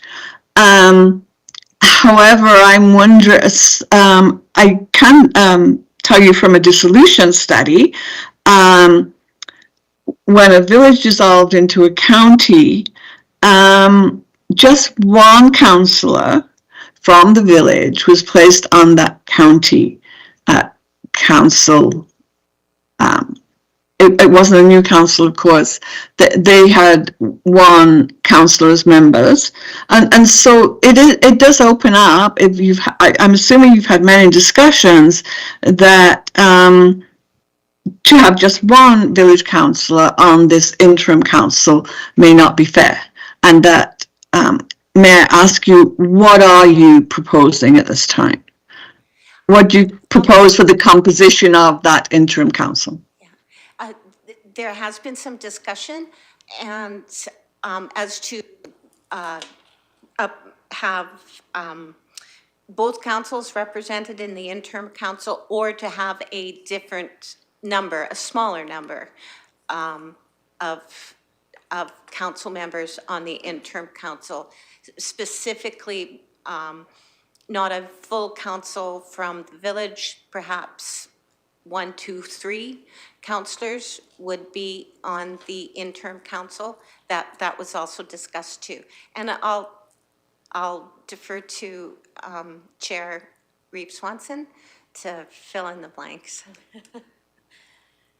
Yes, there was a discussion around the room in regards to if some of the councillors already knew, and if they were not going to continue after the formation date. So do we make that decision now, or do we wait and go full slate, identify a full slate, and then those that decide to not continue in the interim, that's where the by-election discussion came up. But do we name that number now, or do we, like some of the councillors there is a councillor that identified that they were not going to carry on past, or would be willing to not carry on in lieu of serving on committees in that regard for her community. So I guess for me, it's probably the easiest way to do this, and the simplest way to do this is just to label full slate and let the chips fall where they may on January 1st of 2025. So if that makes any sense. But I have a few comments here around the floor if you're willing to listen. Just maybe some of the councillors here will have some more questions. Deputy Reeve Melhoff. Thank you, Reeve. Ms. Reynolds, did the community that you were referencing as far as having one councillor from a dissolved community into the larger community, did they reference a reason why they chose that route? Was there any mention of why? I will have to share that this was a dissolution study. Yes. In all municipal restructuring processes, it's important that everybody has representation. And so until I think that, I don't recall, I believe that was a similar time period prior to the next municipal election. So dissolution studies are come out of discussions between the municipalities, and it was proposed, as that village was relatively large, that they have direct representation. In many dissolution studies, a village is dissolved and becomes part of a county ward, and then represented till the next election by the county councillor of that ward. The choice here was that the village had their own representation, and they were asked to recommend to the minister who that councillor would be. I hope that helps with and responds to your question. Thank you. All right. Is there any other further questions that we have in this regard, in regards to council? Looking at, do you have information to make a decision, or do you still wish to postpone? Okay. Mayor Rimmer? Okay. Okay. All right. So you've answered our questions for our next deliberation. So thank you so much for that. So, Go ahead. Your Worship, I did catch on to your suggestion that maybe your request in the report would be that the interim council be comprised of the two existing councils and let things fall as they may be. And that may be, for the legislation drafters, the simpler approach. If you're going to name certain only two people from the village, then the expectation would be that recommendations would be put forth. But I see your comment about both the interim council being comprised of both councils as a simpler approach, and those that don't wish to continue would resign at that point. And there would be no need for a by-election. Thank you for letting me add that. Thank you so much. Is there any other discussion? Okay. Seeing none. So with the information that we've just received, I'm looking for a motion in regards to this item. Deputy Reeve Melhoff? Motion to receive this information as information as presented? Oh. Do we have to specify? No, I was, motion, so Ms. Haight, did we need to, the motion was to receive the information that we just received. Is that appropriate at this point in time, or should we be just carrying on with the item making a motion on the item? If the committee wishes to make a recommendation, that would be great. Okay. In regards to how they would like the interim council to be set up, that would be great. They may also, if they wish to receive the information from municipal affairs advisors, in addition to, that would be fine too. Okay. All right, so there was a motion by Deputy Reeve to receive the information from municipal affairs as presented. So we'll let the motion stand. All those in favor?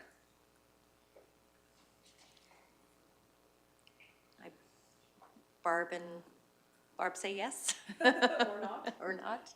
She's muted? Yeah. I would just, oh. Yes. Thank you, thank you, Councillor Gibson. Okay, so motion is carried for that. Further to the item that we are discussing in regards to the interim, Councillor, sorry, CEO Emmons. Thank you, Swanson. Yeah. So I guess thank Dee and Linda very much for attending on such short notice. Question for the committee, would you require or like them to stay on for the rest of the meeting? Or was it this agenda and the committee's comfortable proceeding without them? Deputy Reeve Melhoff?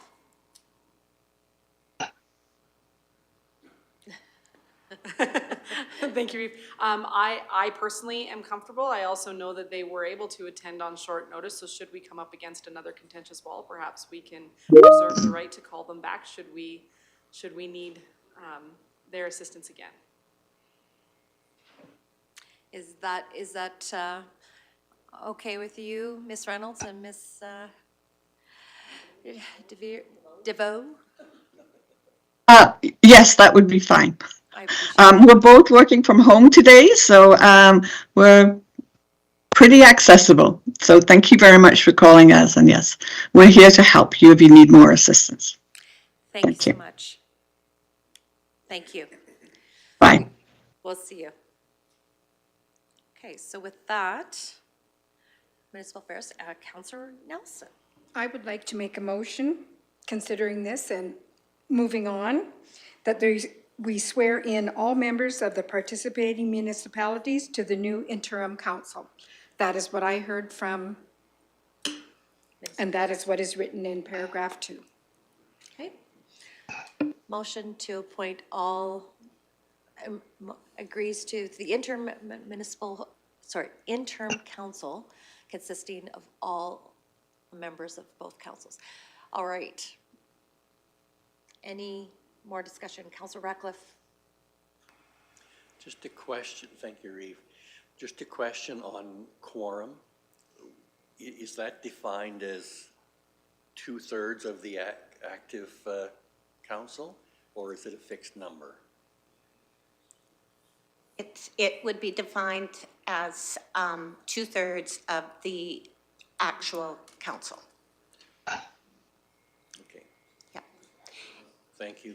Thank you. Motion over, Councillor Graham. I still don't know that I can support this. I heard them say that in similar situations, which I understand was a dissolution, but this is more comparable to a dissolution, really. There was one person from the village, and they said that was a very large village. I don't know the standards of a large village, what size that would be, but I don't know. I'm really struggling with this personally, so. Okay. Blinky light. Councillor Ratcliffe? Yes, I have to agree, and for myself, I would prefer, and partly looking at our furniture, that we limit the members of the village to 2, which would be then 9 members, and that the village would select those 2 representatives. Yeah, I think we'd have to name him now. Councillor Graham? I would agree with Councillor Radcliffe, actually, with 2. Nope. And to be honest, I came in here this morning with just the 7 county councillors, so this does not seem like a compromise probably to you guys, but in my mind, this is. We still have an odd number then, and I just cannot justify that to my residents. Like, if we have both councils and a resident comes to me, I'm gonna have to send them to someone else to talk to, because I don't know how to explain that to them, but I think 2 is a good suggestion, and I don't know. I would love to hear other people's opinions. Councillor Nelson? Withdraw my motion. Thank you for withdrawing. There we go. Councillor Lougheed? Maybe I'm a little confused. I thought we all heard what Municipal Affairs suggested in the last little bit. If we're mostly concerned about the meeting room, we can probably find alternative meeting arrangements that can accommodate up to 12 people. I think we're just about hitting that today. I don't think we should determine the future of our communities based on the number of seats in a meeting room. I don't think that is how we do it. I think we go with the representation that we're deciding what those wards will be later on in this process. This isn't the point of time we decide what those wards will be. And it's not, and it should not be based on the number of seats available in a meeting room. I don't believe. So if we're looking at a consensus, you're not gonna get it from this point on reducing it down to 9. Councillor Graham? I know that for me, it wasn't based on the number of seats. That was a conversation I heard relating up to the 9.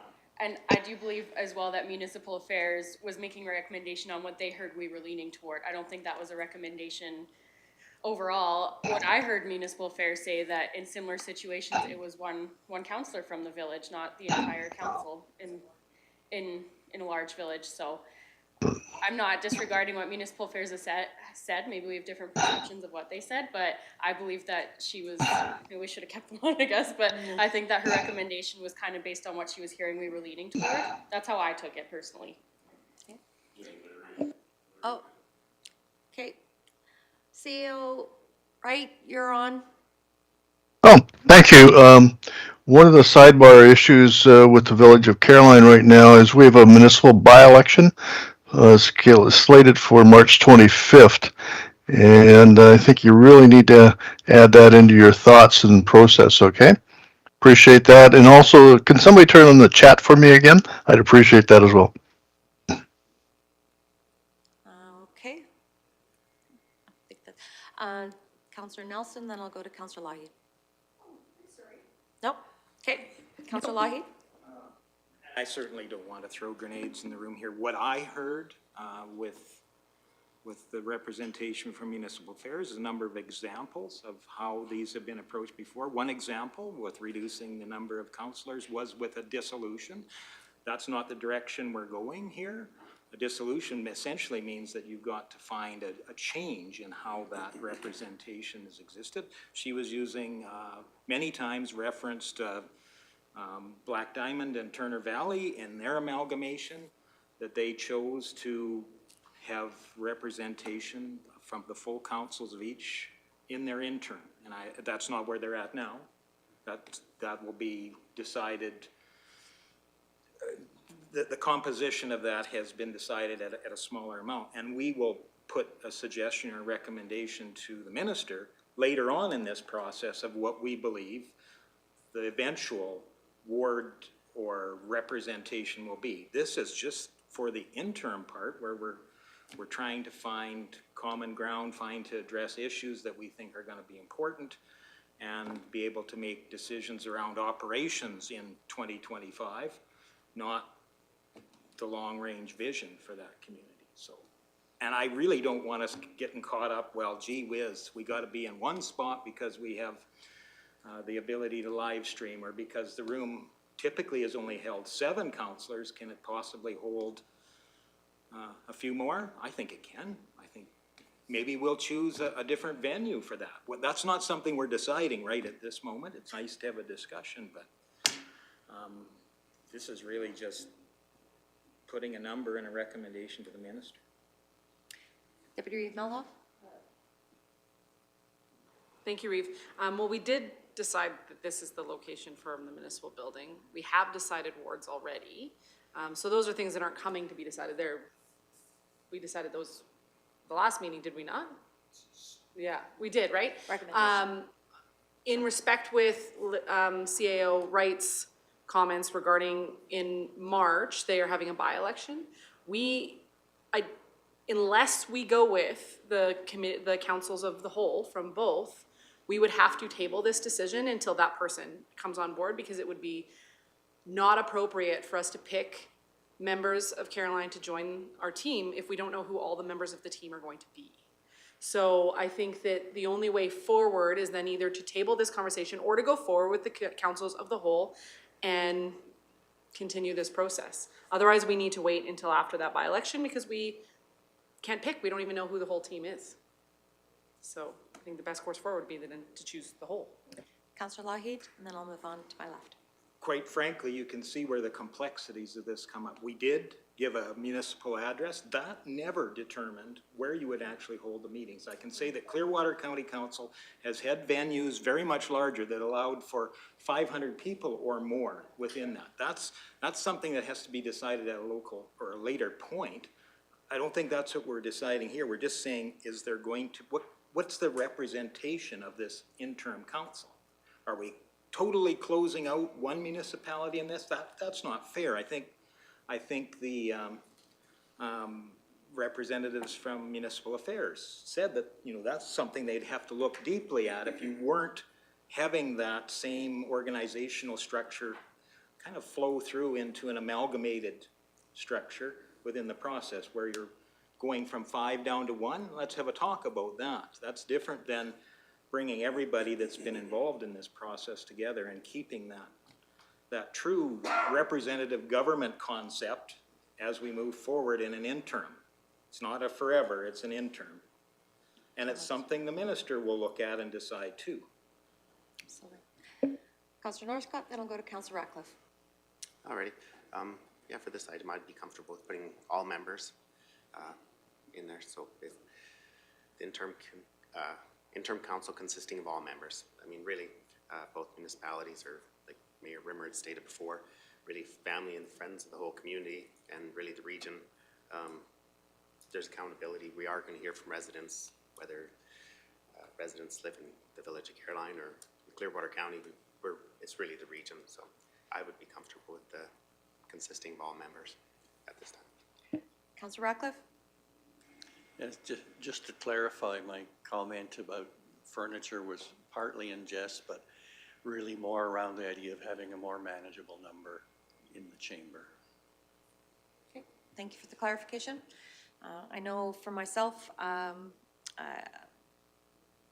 think it is appropriate to have councils as a whole and going forward in January 1st of 2025. So understanding that you will not appease 100% of our residents throughout the county. There are different viewpoints, which is great, but this is an interim. So this is specifically for a very, very short period of time.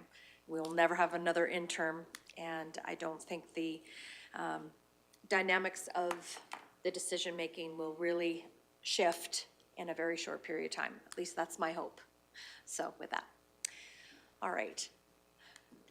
Did we have a motion? Yes, I believe I'm lost. Did we have a motion, Alana? No motion.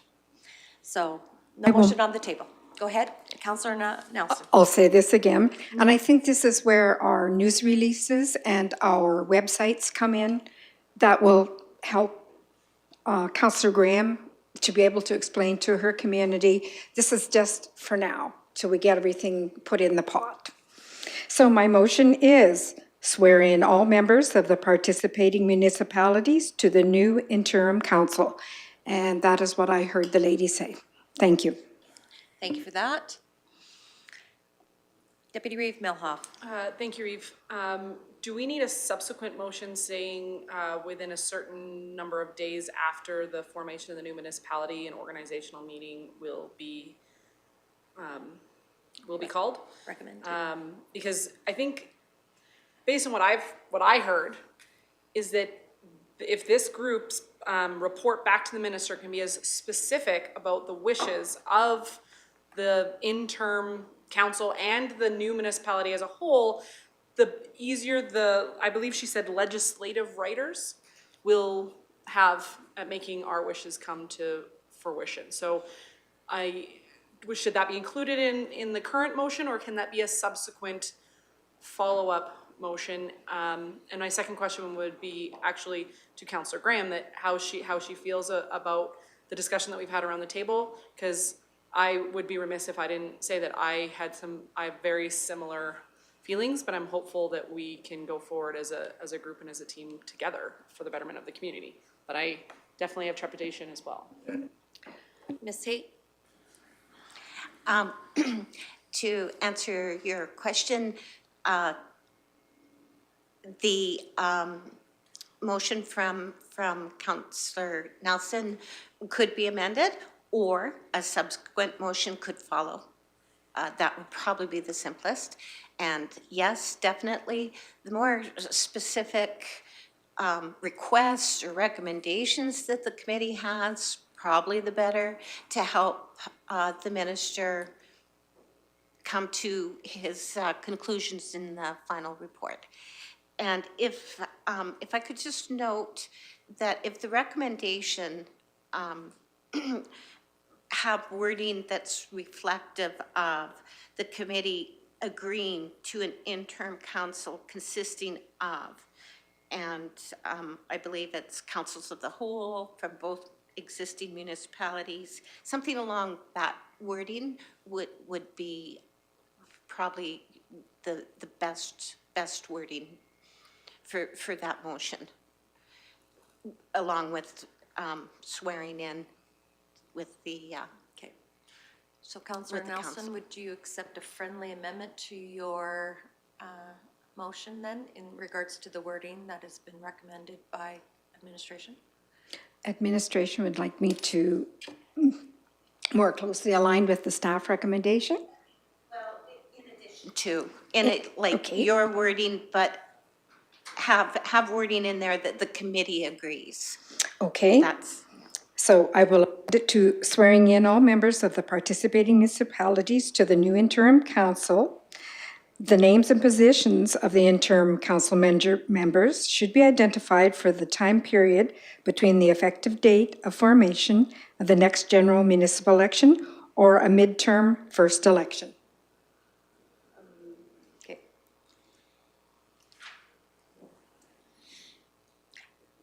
I would like to add a friendly amendment and this strike the midterm first election. I think we've all consented here that, you know, we would be an interim until the next general election. I think that was been in agreement already. And so with that, I don't think we need to, and I would strike the positions, because I think that's where the organizational meeting will come in, as Deputy Reeve Melhoff has suggested, that we do a second amendment, or a second motion in that regards to have an organizational meeting right after, so to offer that. So if that's okay, if we could strike the positions and the end of your motion. Any other, Councillor Lougheed?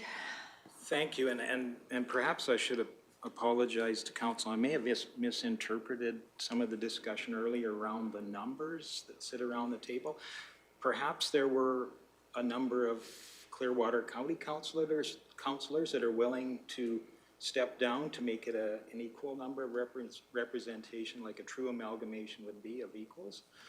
So I'm just suggesting maybe that number should be 10, or should be something like that, where the balance is more mutually, there's not a one part of this discussion overpowering the other. And I don't know, maybe I misinterpreted council's comments around reducing the number of representatives in this interim committee or interim council. So I think the suggestion, as Councillor Nelson has identified, is that she is, in her motion, is that she would put forth councils as a whole, or all the elected officials, correct? Would you like me to? Sure. Okay. One more time. My motion is to swear in all members of the participating municipalities to the new interim council. The amalgamation committee agrees, or should I strike that? The interim council consisting of, I think you were good when you did. I think it was good. the first, okay. First part you said? Yep. And then the names of the interim council members should be identified for the time period between the effective date of formation and the next general election. Okay.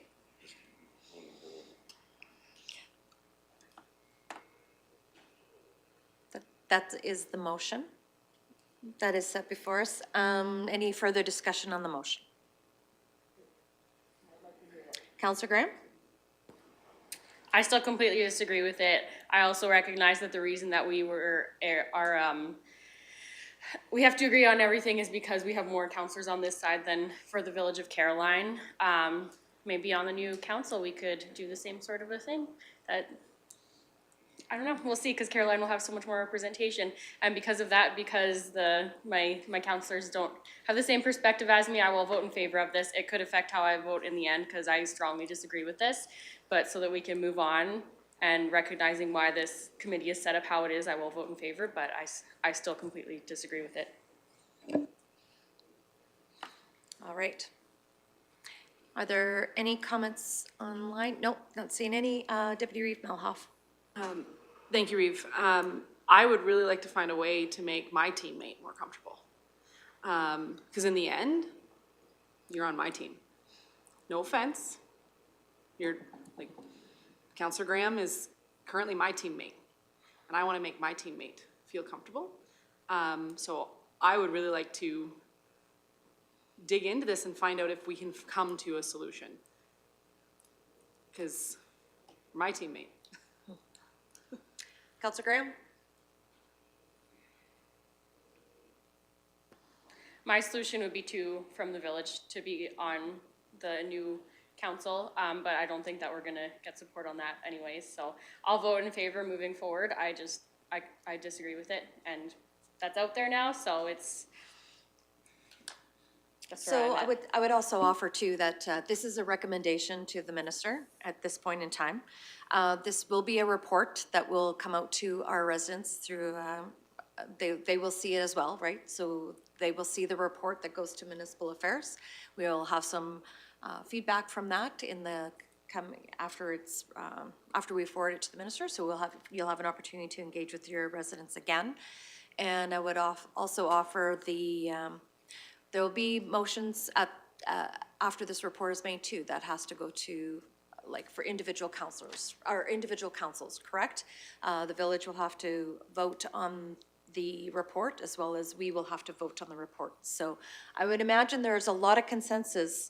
If I remember the last meeting, there was another councillor that was not necessarily the hill she was ready to die on as far as wards, but she conceded as well, and so she did make her point known. And so understand, yes, I accept the fact that you have voiced that, and I appreciate the fact that we are wanting to continue with this process going forward. I'll go Deputy Reeve Melhoff, then Councillor Lawhead. Thank you, Reeve. I was gonna say something actually very similar, that when this comes back to council, that doesn't have to be unanimous. I stated right at the beginning, I was in this process to try to make consensus with our neighbors and teammates, et cetera, but this wasn't the process that I chose to begin with either. And I'm trying to do my best to continue forward so that we can build a great community.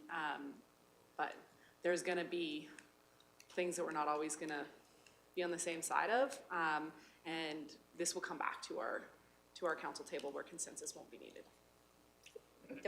Councillor Lawhead? Consensus, I will withdraw my button. Okay, it's still on. Okay, good. Councillor Ratcliffe? Thank you, Reeve. I certainly agree very much with Councillor Graham's concerns, but as she has stated, in the interest of moving forward, I will support this motion. Okay. All right, motion on the floor. Any further discussion online? Seeing none, I'll call the question. All those in favor of the recommendation?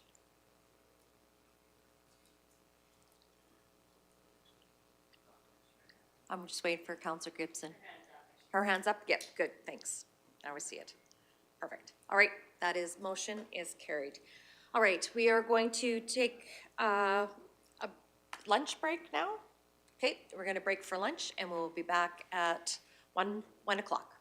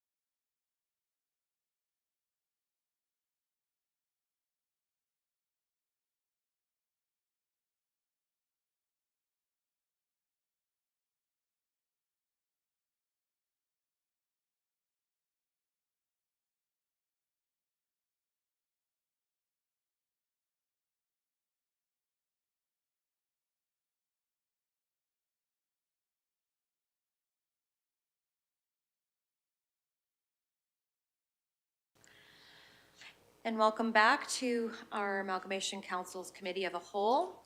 Where we left off before lunch is we just finished item 5.3. We will be moving on to item 5.4, the first election after amalgamation. I just want to make it known that CEO Wright of the village is having technical difficulties, and he'll join us as soon as he can. So with that, I'll turn it across to Ms. Haight, and we will get this item started. Excuse me, Chair. Just for clarification, was there a second motion coming from item point 5.3 regarding the first organizational meeting for the interim council? Yes, Okay. correct. Yes, thank you for the reminder. We Okay. were going to establish a motion or have a motion in regards to an organizational meeting. Yes. Deputy Reeve Melhoff. Thank you, Reeve. Yes, I was going to move that there would be a organizational meeting of the interim council slated for January 7th, 2025. And It'd be the first Tuesday of. No, first or second? Well, I said the first Tuesday because I felt that that'd be the first organizational meeting of us as a whole, and we would potentially need the time in order to give it its due, rather than the full slot that is a council meeting. I thought that it being a separate meeting from our regular council meeting, which is probably gonna have to be evaluated anyway, because a new council, you can't go with our regular council meeting anyway, so I figured if we make it January 7th, that would work and bridge no gap in the committees that we are appointed to. And regarding the appointment of the chief elected official? At that organizational meeting. Okay, did you wish to I just include assumed that because in- that's done in an organizational meeting, that would cover all the bases, that motion. Is that not the case?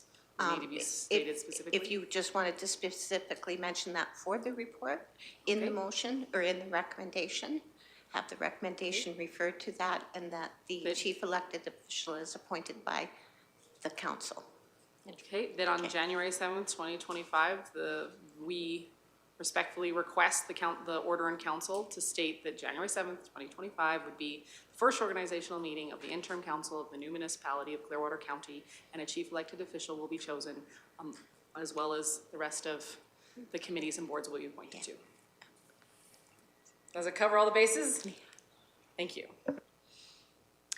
Councillor Light? Thank you, Reeve Swanson. My question would be to Mr. Emmons around the policy regarding organizational meetings. Is there an alignment with our Clearwater County's existing organizational meeting policy procedures and Caroline's? Mr. Emmons? I'm not familiar with Caroline's. Answer that, Councillor Wahid. I don't know what their bylaws reflect. Ms. Haight? I did have opportunity to quickly review Village of Caroline's procedure bylaw.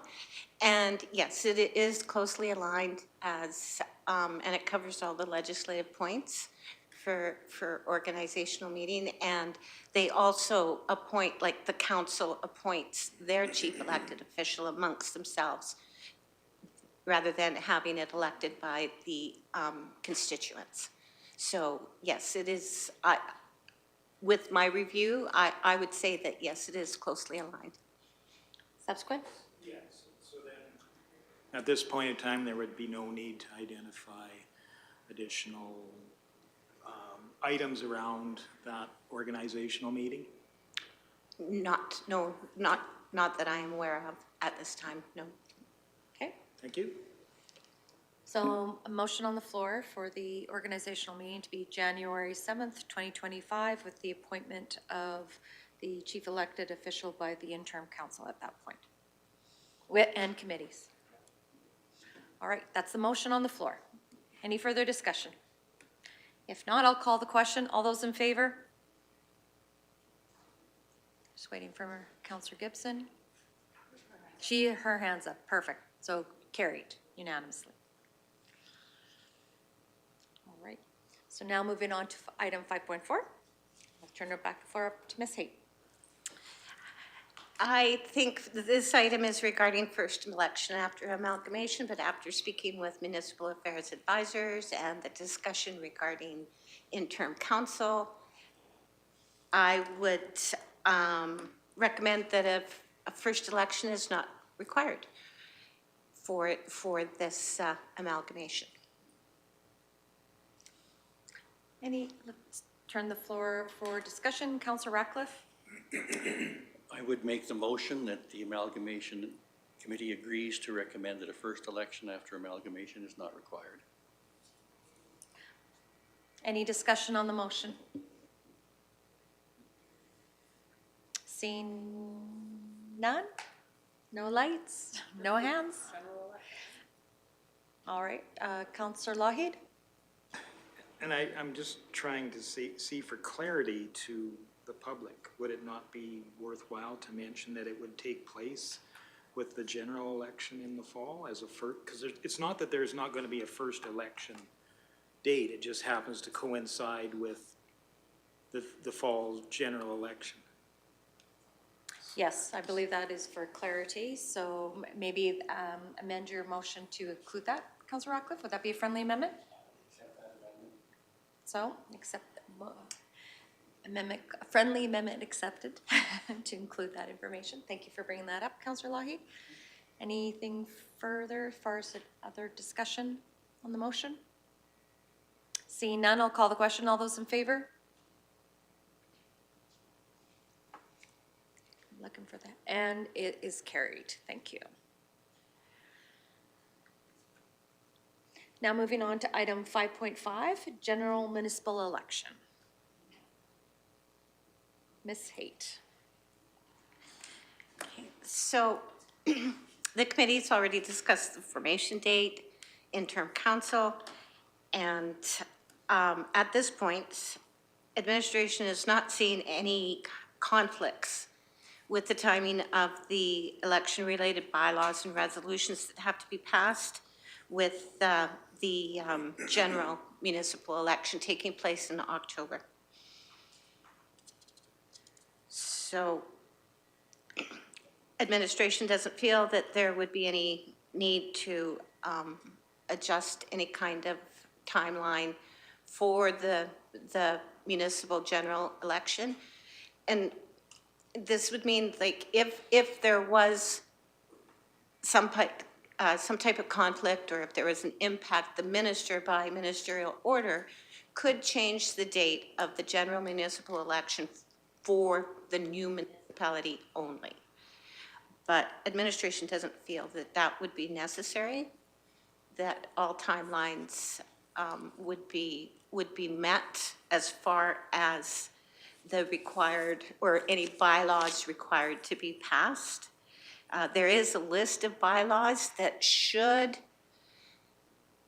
the council, the interim council, wish to have in place, then yes, there would have to be some adjustments made, but none of the bylaws listed here are required. It's just, and they have not been, neither Clearwater County nor Village of Caroline has these bylaws. They each have their own election bylaw, which covers the legislative points. But as far as having like forms for nominations, a bylaw to move an election date to the Saturday, all of these optional bylaws, they're currently not in place for either municipality, and if the committee feels that they're not necessary to have in place, then the committee can move forward without any changes to the municipal election timeline. Okay. Any discussion? Councillor Graham. I was going to make a motion if that's okay. Yeah.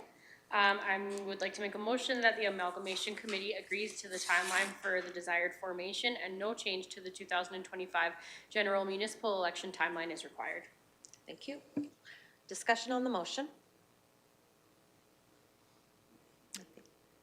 Seeing no lights, no hands, I'll call the question. All those in favor? That is carried. Yes, that is carried. Moving on to item 5.6, appointment of returning officer or officers. Ms. Haint. Okay, so this is just for the committee to recommend who would be appointed as returning officer. And just to provide you with a little bit of Clearwater County history regarding returning officers, Clearwater County has contracted a returning officer for the election. And fortunately, the returning officer that was contracted at the last election is now currently employed by Clearwater County, so there's a wealth of knowledge and expertise there to help the returning officer carry through with the municipal election. Part of my duties as Legislative Services Coordinator is returning officer. Again, I can't speak for the Village of Caroline. Now, there can be more than one returning officer appointed. The committee could make a recommendation to appoint just one at this time, and then the interim council could add additional appointments if needed. And because the timing of the proposed amalgamation will be close to the nomination day and election day, and also the nomination period, the name of the returning officer is required for inclusion in the minister order for the first general election, for the first municipal general election. That's it. And nomination period starts January 1st in that election year. So. Thank you for the information. Deputy Reeve Melhoff? Thank you, Reeve. Are we not really being super presumptuous of our employees? It's one thing for us to assume ourselves, not that Mr. Emmons wasn't doing a great job of the CAO, but naming a CAO years in advance seemed a little awkward. This seems even more awkward, especially since they're not even our employee. So, because technically he's our only employee. So whoever we name isn't even our employee. It seems really awkward to make an assumption that somebody's going to be here then. CAO Emmons? Thank you, and thank you for the point. Well understood. This whole process requires both municipalities to look ahead and make some assumptions. It would be assumed, as Ms. Hates pointed out, it does fall within the title of Legislative Services. If Tracy Lynn happened to get really mad at me and quit between now and then, it would be an agenda come forward and it would be a new topic. The reality is that's highly unlikely. But this whole process does require for that assumption to look forward. So administratively, I would recommend that it be Ms. Haight, as it does fall well within the Legislative Services job duties and responsibilities. And as it draws near, as Tracy Lynn's pointed out, additional help can be brought forward in an agenda at that time. I see that CO Wright has a comment, if that's okay, on my screen. I'm watching, if that's okay, Ms. And then I'll, Ms. Nelson, then I'll go to you. Go ahead, CAO Wright. Yeah, just to let you know that we are going through a municipal election process for by-election right now. We've trained staff available in Sandy Buckburger. We'll probably be more than happy to work with Tracy Lynn and Clearwater Council and the organization. Thank you for that. Ms. Councillor Nelson? I would just like to note that that is part of Tracy's job, unless she's planning on sliding out the door. It already comes under her purview. So I would just like to make the motion that the Amalgamation Committee agrees to recommend that Tracy Lynn Haight is appointed as returning officer for the new municipality. I have trouble with that word. Thank you for that. Councillor Lahi? I certainly agree with that motion, and I think that the difference between Clearwater County's only employee, we're not actually appointing him. We're appointing Tracy, or suggesting to appoint Tracy, then terms and conditions of her employment are totally up to administration. So we're not actually employing, we're just appointing or assigning a name to that role. And so it's really, doesn't step outside of us having more than one employee, I don't believe. Thank you for that. Motion on the floor to appoint Ms. Haight as the returning officer. Is there any other further discussion, questions? Seeing no lights, no hands, I'll call the question. All those in favor? And Councillor Gibson's hands up, so carried unanimously.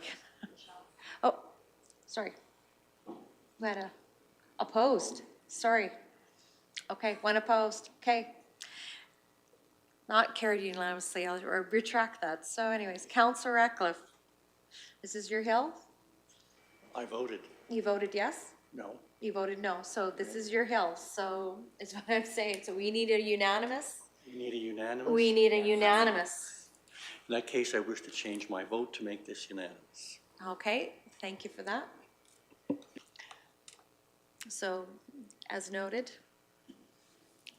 it is carried. Now moving on to our closed session, and we will go into 5.2 in closed session. So looking for a motion to go into closed session. Mayor Rimmer, all those in favor? It's carried. Thank you.